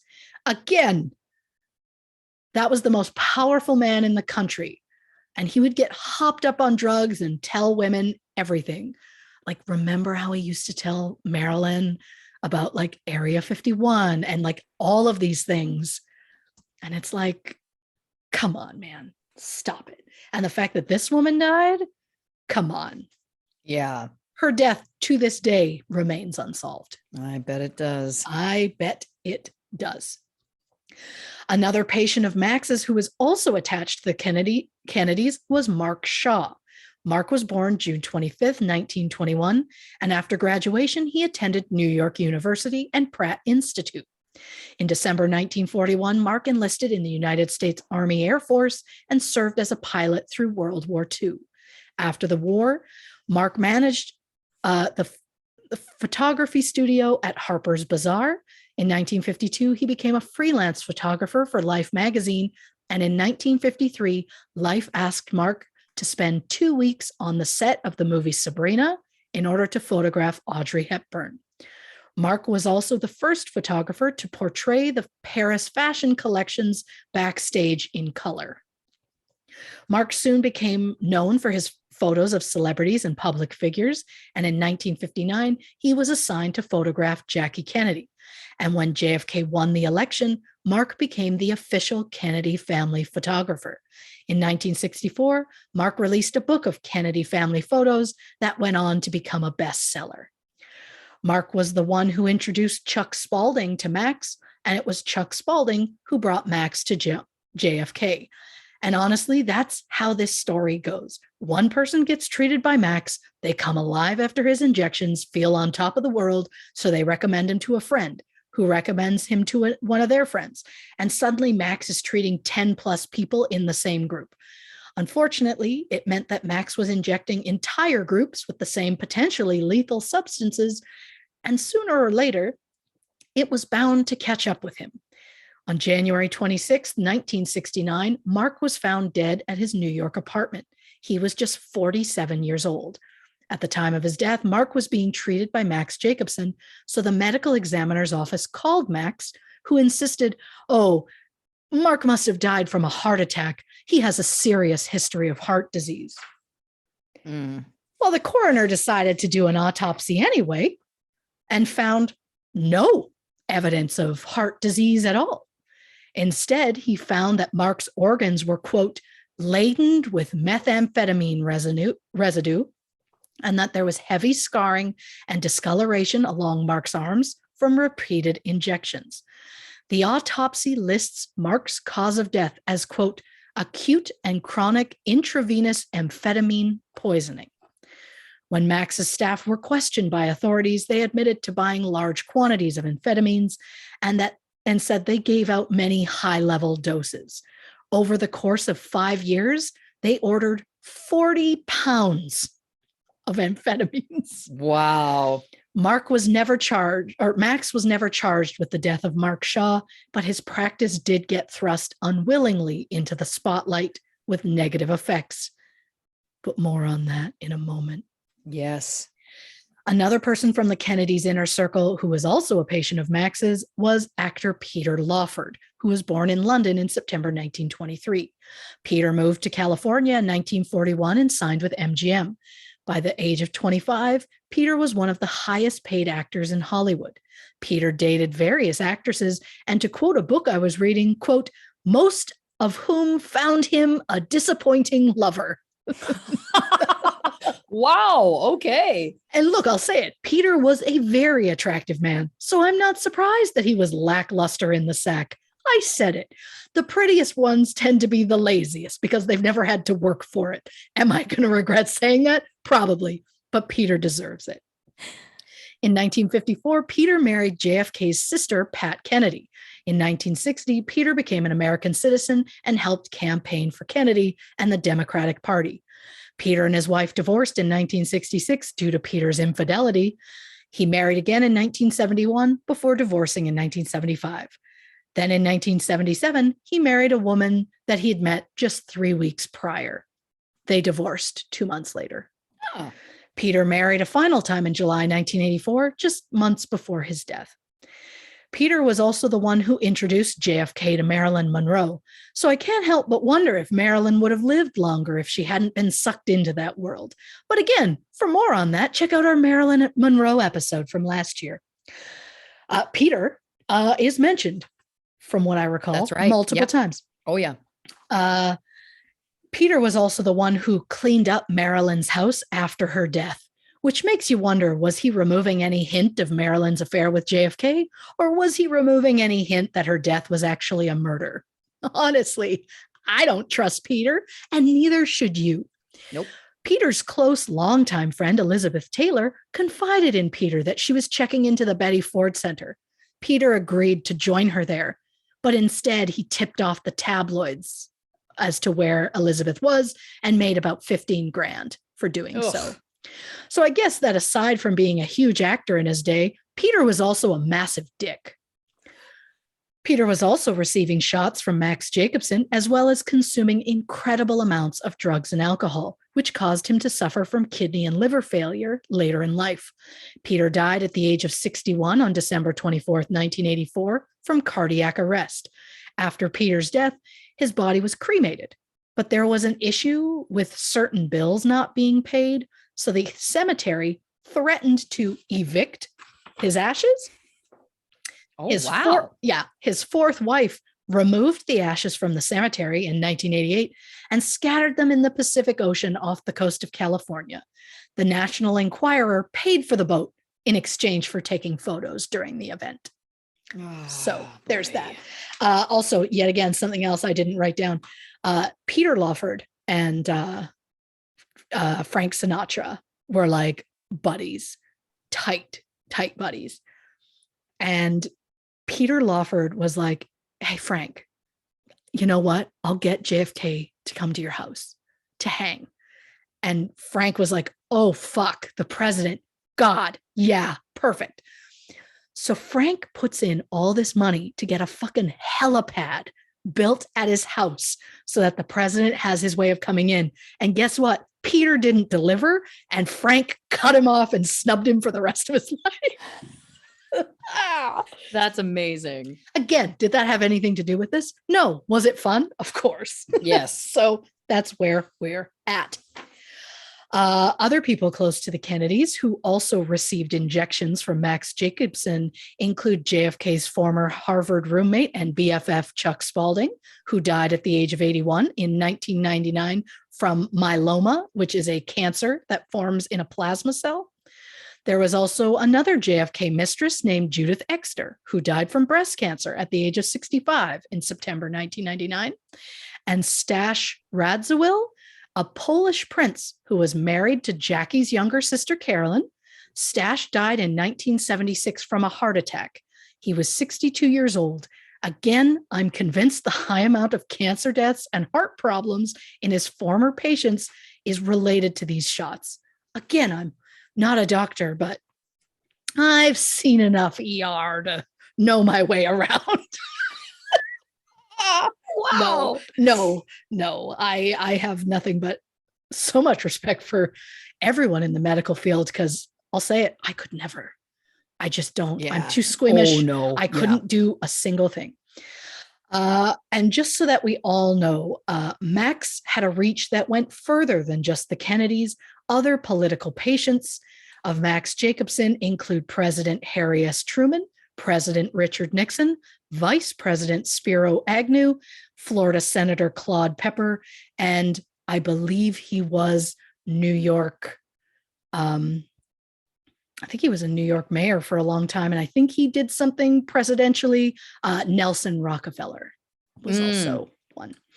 And of course, Max Jacobson wasn't the only doctor to put his patient's health at risk. Theodor Morell was a German doctor in the late 1800s, early 1900s, who told people he was a skin and venereal disease expert. In reality, he made a fortune selling drugs laced with meth. After serving as an army medic in World War I, Morell's Berlin practice grew as he became the personal physician of famous businessmen, athletes, and even royalty. Morell soon joined the Nazi Party, administering shots to the top SS soldiers. In 1936, Morell met Adolf Hitler at a dinner party where Hitler became ill. Morell gave him some pills, and Hitler's health immediately improved.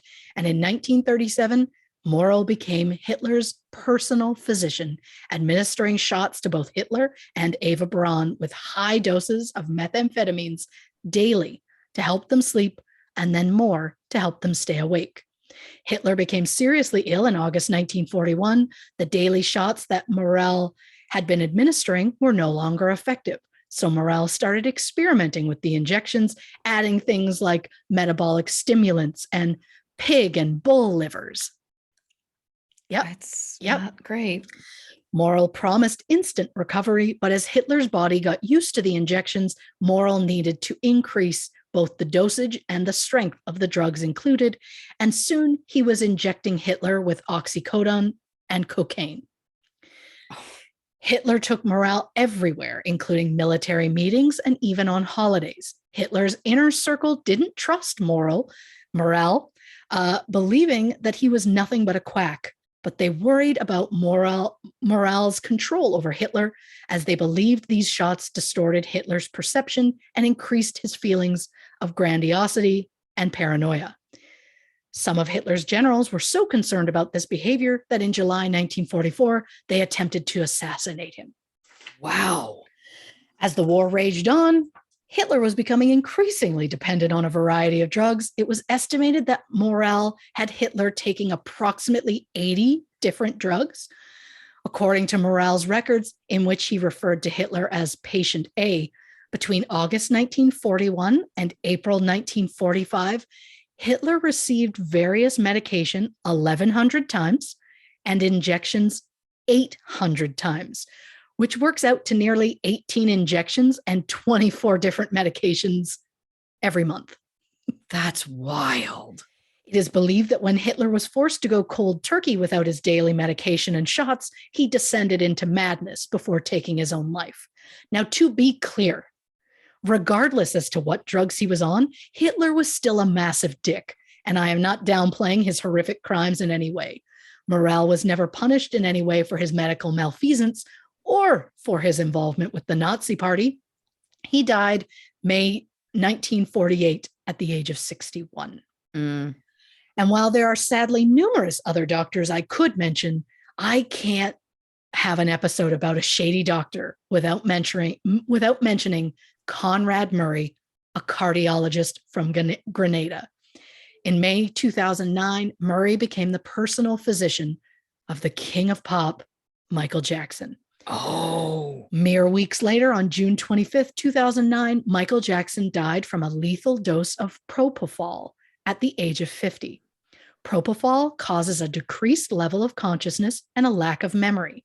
It is usually only given in a hospital setting and is used to induce general anesthesia and for procedures such as endoscopies, where you're basically sedated and doctors stick a long tube down your throat that has a camera on the end. And I can tell you, it's not pleasant. In Canada, propofol is used in MAID, or medical assistance in dying. In June 2016, the Parliament of Canada passed a bill that made it legal for a physician to end the suffering of terminally ill adults. It is not available for minors, nor can it be used in the case of mental illness, long-term disability, or any curable condition. Since the autopsy found that Michael Jackson died from an acute propofol intoxication with a contributory benzodiazepine effect, his manner of death was ruled homicide. All doctors who were believed to have treated Michael had their offices searched, and police focused their investigation on Conrad Murray. Murray admitted that on the night of Michael's death, he administered 25 milligrams of propofol for insomnia after Michael insisted. Murray claimed he was concerned about Michael's dependency on the drug, and he was trying to wean him off of it. Propofol is usually administered by those with extensive training in anesthesiology, which Murray did not have. Of course. In February 2011, 58-year-old Murray was charged with involuntary manslaughter, and he was convicted November 7th, 2011. He was sentenced to 4 years in prison, which is the maximum sentence for that particular crime. His medical license was revoked in Texas and suspended in California and Nevada. Murray was released on parole after serving just 2 years in October 2013. We will never know whether Conrad Murray's injections on Michael Jackson were an accident or intentional, which is exactly what happened to Max Jacobson's second wife, Nina Hagen. Interesting. In 1964, Doris Shapiro, one of Max's patients, said, quote, "One night, Max and his wife Nina came to the Waldorf offices. We were sitting around the large upholstered room when Max fussed with his bag, when suddenly Nina said, 'I don't feel well.' Max heard her and began to prepare a syringe. 'No, Max,' she said, 'no more.' He said he'd make her feel better. He took her to another room, and when she came back, she said she felt better." Less than a week later, 45-year-old Nina was dead. The hospital listed her cause of death as a virus, but no autopsy was ever done because the family, aka Max, didn't request one. Max went to work as usual the next day. When Doris asked Beatrice, one of Max's nurses, what happened, Beatrice allegedly said, quote, "I'm afraid Max did it." There is a rumor that Max intentionally caused Nina to overdose because he found out that Nina was allegedly having an affair with Chuck Spaulding, JFK's BFF. Right. Their alleged affair destroyed Chuck's marriage. Interesting. The idea that Max, who was administering doses of his famous vitamin shots to his wife regularly, simply gave her a stronger dose, knowing full well it would kill her, simply because he caught her cheating, is a wild concept to me. And the fact that he made sure that no autopsy was done so it couldn't be proven that her death was actually a homicide is terrifying to me. But whether he was involved in Nina's death or not, Max was never punished for it. But that doesn't mean he was not punished for anything. Harvey Mann was a part-time actor who worked briefly as Max's office assistant. In 1972, Harvey went to the New York Times and gave firsthand accounts on the condition of Max's lab and how Harvey helped manufacture drugs that were shipped worldwide. Harvey even admitted he had been one of Max's patients since the age of 14 and that he'd been working for Max since the age of 20. Harvey claimed he personally administered shots to patients until he nearly killed someone with an air bubble. On December 4th, an expose was published titled "Amphetamines Used by a Physician to Lift Moods of Famous Patients." Prior to that, it's not like Max was flying under the radar. The Federal Bureau of Narcotics and Dangerous Drugs admitted to investigating Max multiple times between 1965 and 1970. In 1965, they raided his lab, seized all of his controlled substances, but there were no federal laws to prosecute him at the time. Prior to 1970, the laws were ambiguous and attempts at self-policing by each state's medical board. Nixon wanted to remedy that, so he passed the Controlled Substances Act, which was enacted into law in 1970 to regulate the manufacture, importation, possession, use, and distribution of certain substances. The Bureau of Narcotic and Dangerous Drugs found substantial amounts of amphetamines unaccounted for in Max's office. Over the course of 7 years, the office went through 463,719 needles and 236,646 syringes, which averages to about 1,920 needles every week. Wow. Yeah. His lab was unsanitary and in disarray, with syringes and paper all over the floor. Garbage cans were overflowing. Max would say he liked the chaos, as he believed that there was organization to the disorganization. During one of their investigations into Max's practice, a report dated October 26, 1970, noted, quote, placenta observed in respondent's fridge, dated August 1970. And if that isn't gross enough, the placenta was found next to the bread and sandwiches and just all of Max's other food. Wow. In short, they found Max was manufacturing drugs without FDA approval in a lab that never passed inspections. But at the time, nothing was done. That is until the New York Times article, which led to a disciplinary hearing in May 1973. The New York State Board charged Max with 48 counts of unprofessional conduct and fraud in the practice of medicine. Hearings began in 1974, where Max was accused of giving himself depressant and stimulant drugs for non-medical purposes, failing to oversee use of drugs by patients. In 1968, Max tried to publish a scientific paper on tissue regeneration, but he didn't follow the proper protocols or steps required for a paper like that to be considered scientific. When the New York State Board investigated him, they found Max had no staff privileges at any hospitals in New York, and that the MS Society found him to be a fraud.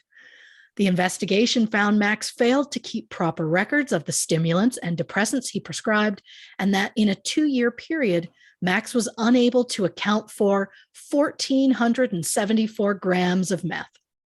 Max claimed he bought 80 grams of meth per month, which would be enough to make 100 strong doses every day. It was also found that Max often supplied his patients with medicine that they could self-administer, and that he mailed between 2 and 30 vials of medicine to patients all around the world every day. It was discovered at least 90% of Max's patients were self-injecting. A nurse even described having to use a grapefruit to teach patients how to administer the drugs themselves. Max Jacobson was found guilty on all 48 counts, as well as an additional count of fraud. On April 25, 1975, the New York State Board ruled to revoke his medical license for unprofessional conduct. He tried to appeal, but was officially denied reinstatement in May 1979. 1 month later, the Pasteur Institute in Paris stripped Max of his privileges, which he had earned in the early 1930s. Oh, wow. Max had to close his office and worked in the back room of another doctor's office for a few years before simply working out of his own apartment. The loss of his medical license left Max a broken man, which was only made worse by his intense drug use. Max was known for being his own guinea pig, so if he created a new type of shot, he made sure to always test it on himself first. So after decades of amphetamine and methamphetamine abuse, Max's behavior became increasingly erratic. He started working 24-hour days and seeing up to 30 patients a day. Author Richard A. Lertzman described Max as, quote, controlled by the drug that he was using to control others. And Max never denied his own drug use because it wasn't illegal at the time. The negative attributes and psychologically addictive properties weren't common knowledge outside of the medical community. But as someone in the medical community, there is no way that Max wasn't personally aware of the negatives. Max Jacobson died December 1st, 1979, at the age of 79, from what is being described as natural causes. Over the years, Max would be called Dr. Needles, Miracle Max, and Dr. Feelgood. And while most of his patients believed that Max was a miracle worker, many believed that Max was nothing more than a snake oil salesman hiding behind the facade of research. Max was seen as responsible either directly or indirectly for destroying Mickey Mantle's career, for getting JFK and Marilyn hooked on methamphetamines, for the decline of Robert Cummings, for Jackie Kennedy's lymphoma, and for the deaths of Mark Shaw and Nina Hagen. It is also believed that Max Jacobson is responsible for the rampant methamphetamine addiction in Hollywood at the time, and a study by Dr. Leslie Iverson directly links Max Jacobson to the widespread use of meth in the United States. A former office assistant named Doris Shapiro said, quote, Max was not a simple charlatan. He was a far more complicated one, brilliant, mysterious in his power to manipulate and orchestrate all the body systems and the mental ones as well. He had about him a symptom of greatness. He was corrupt to the core. A former nurse named Ruth said, quote, Max was totally off the wall, absolutely a quack, out of his mind. But according to Max's daughter, Jill, Max just wanted to help people. Max said his goal was, quote, to treat the patient, not the disease. No matter what name Max gave his injections, whether it was tissue regeneration or vitamin shots, at the very heart of it, he was still injecting highly addictive drugs into unsuspecting people. And as a doctor, he fully knew the side effects of such powerful drugs at the time that he was administering them. But it didn't seem to matter how dangerous he was. Max was always seen as a hero. He even received the Scroll of Honor from the Panama ambassador in July 1966. And while some may be quick to think that Max did it all for money, many of his patients never paid him at all, including John F. Kennedy. Wow. Right? But I'm quick to believe Max was more interested in the fame and prestige than he was in the money. Max's scandal led to America's war on drugs and a major change in medical licensing laws. But even with those positive aspects, it's still difficult to see anything but negative, especially when you see the amount of lives that he helped to destroy. Reporting for True Crime and Cocktails, I'm Christy Oxborrow. Wow, what a fabulous episode of this show. I'm a fan of our show and I'm a fan of this episode. Listen, let's take one more break, get another drink, hit the loo again if you need to, and then we're going to come on back with our thoughts on this episode of True Crime and Cocktails. Okay, last clap. 1, 2, 3. Welcome back to this episode of True Crime and Cocktails. We're, of course, discussing Dr. Feelgood. Man, oh man. I mean, you really outdid yourself with this one. I think this one was, there's so much information. It was really something. I'm just going to go through my notes very quickly. Ew, Carl was just one of my favorite ones yet. It's interesting because I see some parallels between him and between what I learned about Purdue Pharmaceuticals, which of course were the pharmaceutical company that started the opioid crisis in America. Right. And that they were all about like the worst thing that someone can be in is pain. Why don't we want to help people? And on the surface, that sounds like a very noble pursuit. But I mean, you know, as well as I do that this is another great example where it's like, right, but at what cost, right? You know, like, right. What are the long-term effects? All of the above. Hey, lady. I just love it.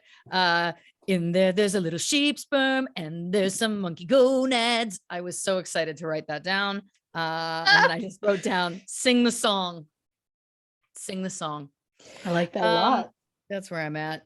Where was I? Oh, you were bringing up the whole kind of, it's so funny that you brought up how confusing the Eddie Fisher rather, whole chronology with all the different people was, because I had the privilege of seeing Carrie Fisher do her one woman show years ago.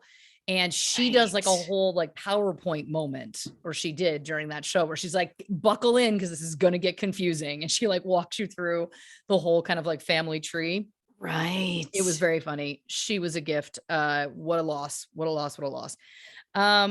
Elizabeth Taylor, who wanted to be late to her own funeral. That's something I would do. Well, you were talking about Max hitting Mickey Mantle's hip bone, and that in those injections, he was putting in placenta and bone. This just feels like, I don't know what science this was based in, but it feels like we're doing a little bit of that is just playing God to me. Like that, Yeah. it just feels like he was all over the place, like monkey gonads, bone, human placenta. Also, where was he getting these human placentas? I don't want to know. I don't want to know. The quote, "I'm 35, but I feel 40. Dude, I was feeling 40 when I was 12. So don't talk to me. Now, here's something I think is an amazing synchronicity. I have chosen to wear a Get the Blankets shirt for today's episode, and there was so many new additions to the blanket process. Judy Garland being one, which get the blankets for her. My God, that's horrifying. Also, yes, shout out Liza Minnelli, Lucille too, one of the greatest characters ever. Absolutely. Buster, I've got the dizzies. Such a great character, so funny. I had no idea about the encephalitis, the fact that she couldn't walk or talk again, and then did appear in a movie that I deny the existence of in general, which is Sex and the City 2. But I'm going to bring it up here because I think it's important. She danced to Beyonce's Single Ladies in that movie, and what a triumph. What a triumph for her. What a triumph. Good for her. The story about Kay Thompson is wild. The fact that Trump kicked her out and then she lived with Liza until her death. I just wrote, well, buckle in, because one of your children is probably going to have to do that with me. Then you brought up how, you feel like you have to punch yourself in the crotch. And I just wrote, if I have to punch her in the crotch to get the feeling back, I will. And that's why I say that only from love. Of course. I had no idea about JFK's drug use. I really had no idea about any of this. That is fascinating to me. And it's fascinating to me. And I want to preface this by saying, I am not comparing JFK to Hitler. The only comparison I am going to draw is that they were both politicians who became presidents, essentially, right? Yeah. It's very interesting to me that JFK, who was known for his charisma, and Adolf Hitler, who in a very different way was known for his charisma, it's very interesting to me that they had these kind of similar stories. And it does make me wonder about it's fascinating to think about the fact that the one doctor you brought up, I'm skipping ahead now, but the Dr. Morell, who was the Nazi doctor who was working with Adolf Hitler, it's like, you could argue that if he had not supplied him with that medication when he did, would Hitler have been as charismatic as he was? Could he have risen to power in the same way? It's impossible to know or speculate, but it's just fascinating to me that there's that connection between the two of them, and that they had kind of these similar, drug things. Sexually ravenous is something I might just put on a shirt for myself just to have. Sure. Now we get into the JFKs and the Kennedys. I just had to bring up that I don't know if you know this, but I once auditioned for a mini series about the Kennedys called The Kennedys. And now I know what you're wondering. Who could she have been auditioning for? Oh, tell me it was JFK. Yeah, no, because you did bring that up, and I was like, no, but it was the sister, the one who had the lobotomy done that unfortunately did leave her speechless for the rest of her life. She had seizures and whatnot. I believe, was it Rosemary? I believe it was Rosemary. Oh boy. Yes, it was Rosemary. I wrote it down. There it is. And I remember for the audition, it was like the first scene was her pre-lobotomy, so having, a normal conversation. But then the second scene was a whole scene of dialogue, and you just had to sit there essentially like you're in a waking coma. And I'll never forget like having to sit still and just like staring off for like a good 3-minute long scene that was being read while I was, anyway, didn't book the part. Maybe it's for the best.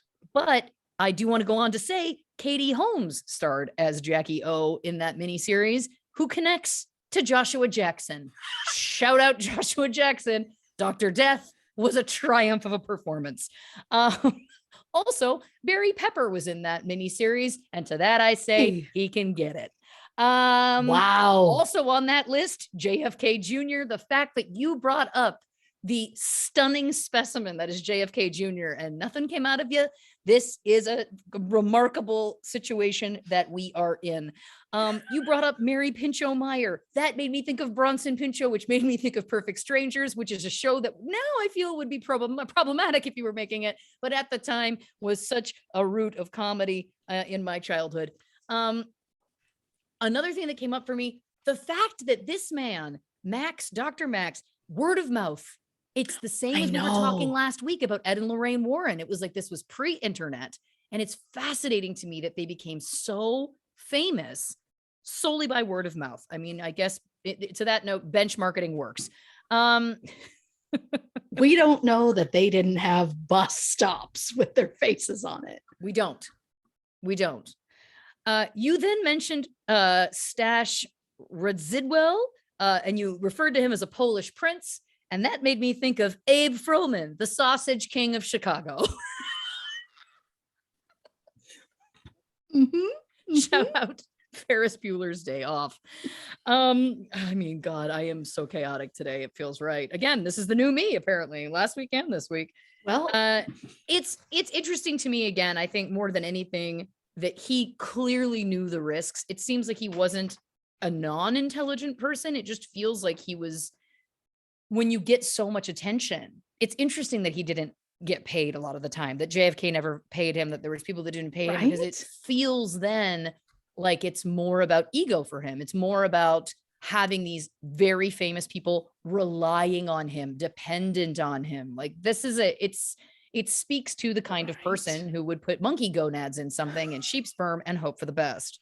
Last comment I wanted to make, you just mentioned the location Panama, which I'd like to give a shout out to any of the 90 Day Fiance before the 90 days viewers / fans. And what a wild ride this season has been. It's the best season of reality television I've seen in years. And I just want to shout out the Jasmine Gino storyline, as Jasmine is from Panama. If you know, you know. That's it. I loved everything about that. I loved where you were going. I loved that one of my cats at the last break snuck into the office and I didn't notice until it was too late. And I thought, it's fine, she'll sleep in a corner, but she immediately started like scratching at the door. And I was like, I can't do that. So I had to like quietly away from the mic, call her over, and she's just been sitting. So I've been like trying to hold her, but not too close to the microphone because she's very happy, which is beautiful. And she doesn't normally do this. She never wants to be in here. She doesn't want this much attention. So I won't see her for a week. And you know who we haven't seen in this record, who we always see in our records, is Sharky. Have they Freaky Friday'd? Should I show her butt? He does like to parade in front of the camera. If you're a listener that's never watched the Zooms on YouTube. That is oh my God. Sharks? Her ear twitched. It's unsettling. Listen, all I know is this, is that you are bringing forth such great work while we are going through what could be described as some sort of phenomenon, some sort of significant shift in our psyches. And I commend you for it. I really do. You are too kind. It's been a real couple of weeks. Yeah, mentally. And I mean, I'm gonna call him out for it. Before we recorded this, I left the room. I had prepped the room as best I could. And then I was like, oh, I gotta go grab a drink. I'll be right back. So I go grab a drink. And as I'm walking down the hall, my 17-year-old son looked at me and went, oof, you look beat up. I mean, kudos, my husband very quickly, like not like milliseconds later, just went, you never say that to a woman. I'm like, yeah, I get that. But like, he is who he is. Oh, and now she's fighting to get away from me. My point is, it's It's been a lot. Shout out to Lauren for moving her schedule around, because this, again, we don't normally record at this time of day. Yeah. I was under the weather yesterday and was not in a great place for recording. So we have pushed it and she moved around her schedule, and I am thankful for her always. Listen. So yeah, we're both just in a weird place, and I can't believe I had anything to say. And again, if anybody wants to get on that Angela Lansbury, Julie Andrews picture, I'm interested. I would like to be part of it. I'm also very happy that you use the term picture. I don't know what's happening, but I need you, dear listeners, to know, play safe when you're dealing with Ouija boards, and play safe when you're dealing with Zooms late at night and speaking of the paranormal, because you don't know what's going to happen. Don't take risks. Yeah. Don't take your Zooms seriously. Take your Zooms, your crystals, your channeling of whatever seriously. It's very, very true. Let this be a cautionary tale. You know what? I'm excited though, because this feels like, there's times when you're watching a television show and there is a season arc, is what we call them. So that's a storyline that continues through the whole season. And what I feel like is we have embarked last week on the beginning of a season arc in terms of our Blanche formations. And I'm excited to see where it goes, how long it goes, what it means. I just cannot believe I said things like Barry Pepper can get it.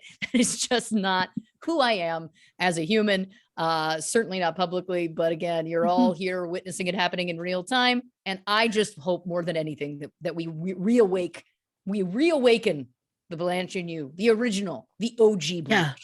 Look, I hadn't even considered it, but the fact, I mean, you mentioning, I mentioned John. I've mentioned him on this show before. I know. And I mentioned him in just like what a loss. Yes. And I was like, meanwhile, I'm over here being like, remember those pictures taken of him in a sweater? I mean, may he rest, by the way. May he rest. Oh my God. What a tragic storyline for that entire family. I know. Like, there's also there's a Robert Kennedy documentary on Netflix. It's in many parts. I watched that a couple years ago now. I was going to say pandemic. It was pre that, but fascinating, because I didn't know a lot about his story either. And it is the Kennedys, a fascinating family. My God. And yes, so much tragedy, just so sad. Christy Oxborrow, like I've been saying, you knocked this out of the park. This made me feel good. I didn't need to do it. It felt I liked it. Dad joke. But we so appreciate your research. This was fascinating. I was riveted the whole time. I did not know any of this, and I'm sure that a lot of our listeners feel the same way. So kudos. I couldn't have done it without you. Oh, same. That's me trying to reach through the screen. There we go. Oh my God, is that all it takes? Let's see. No, it's not there yet. Well, again, baby steps. Maybe I should just start making some flashcards with semi-nude men. Tasteful. And we'll, I'll Clockwork Orange you. We'll pry your eyes open, and I'll just keep showing you imagery until you feel again. Yeah. It's just going to be me strapped to a chair watching Magic Mike over and over. Yeah. We'll get there. We'll get there. And thank you, dear listeners, for listening to this episode of True Crime and Cocktails. We so appreciate your support. If you haven't already, give us a follow on social media, on Facebook, Instagram, and YouTube at True Crime and Cocktails, on Twitter at Not Detectives. We're also over on Patreon, patreon.com/True Crime and Cocktails, where we offer lots of extra bonus episodes. Stuff that gets cut for time from these episodes goes over there into those bonus episodes. We have live monthly Q&As. It's a romp in and of itself. And then, of course, the only place to get official True Crime and Cocktails merch is truecrewmerch.com. So check that out as well. Christy, do you want to tell the people about next week's episode?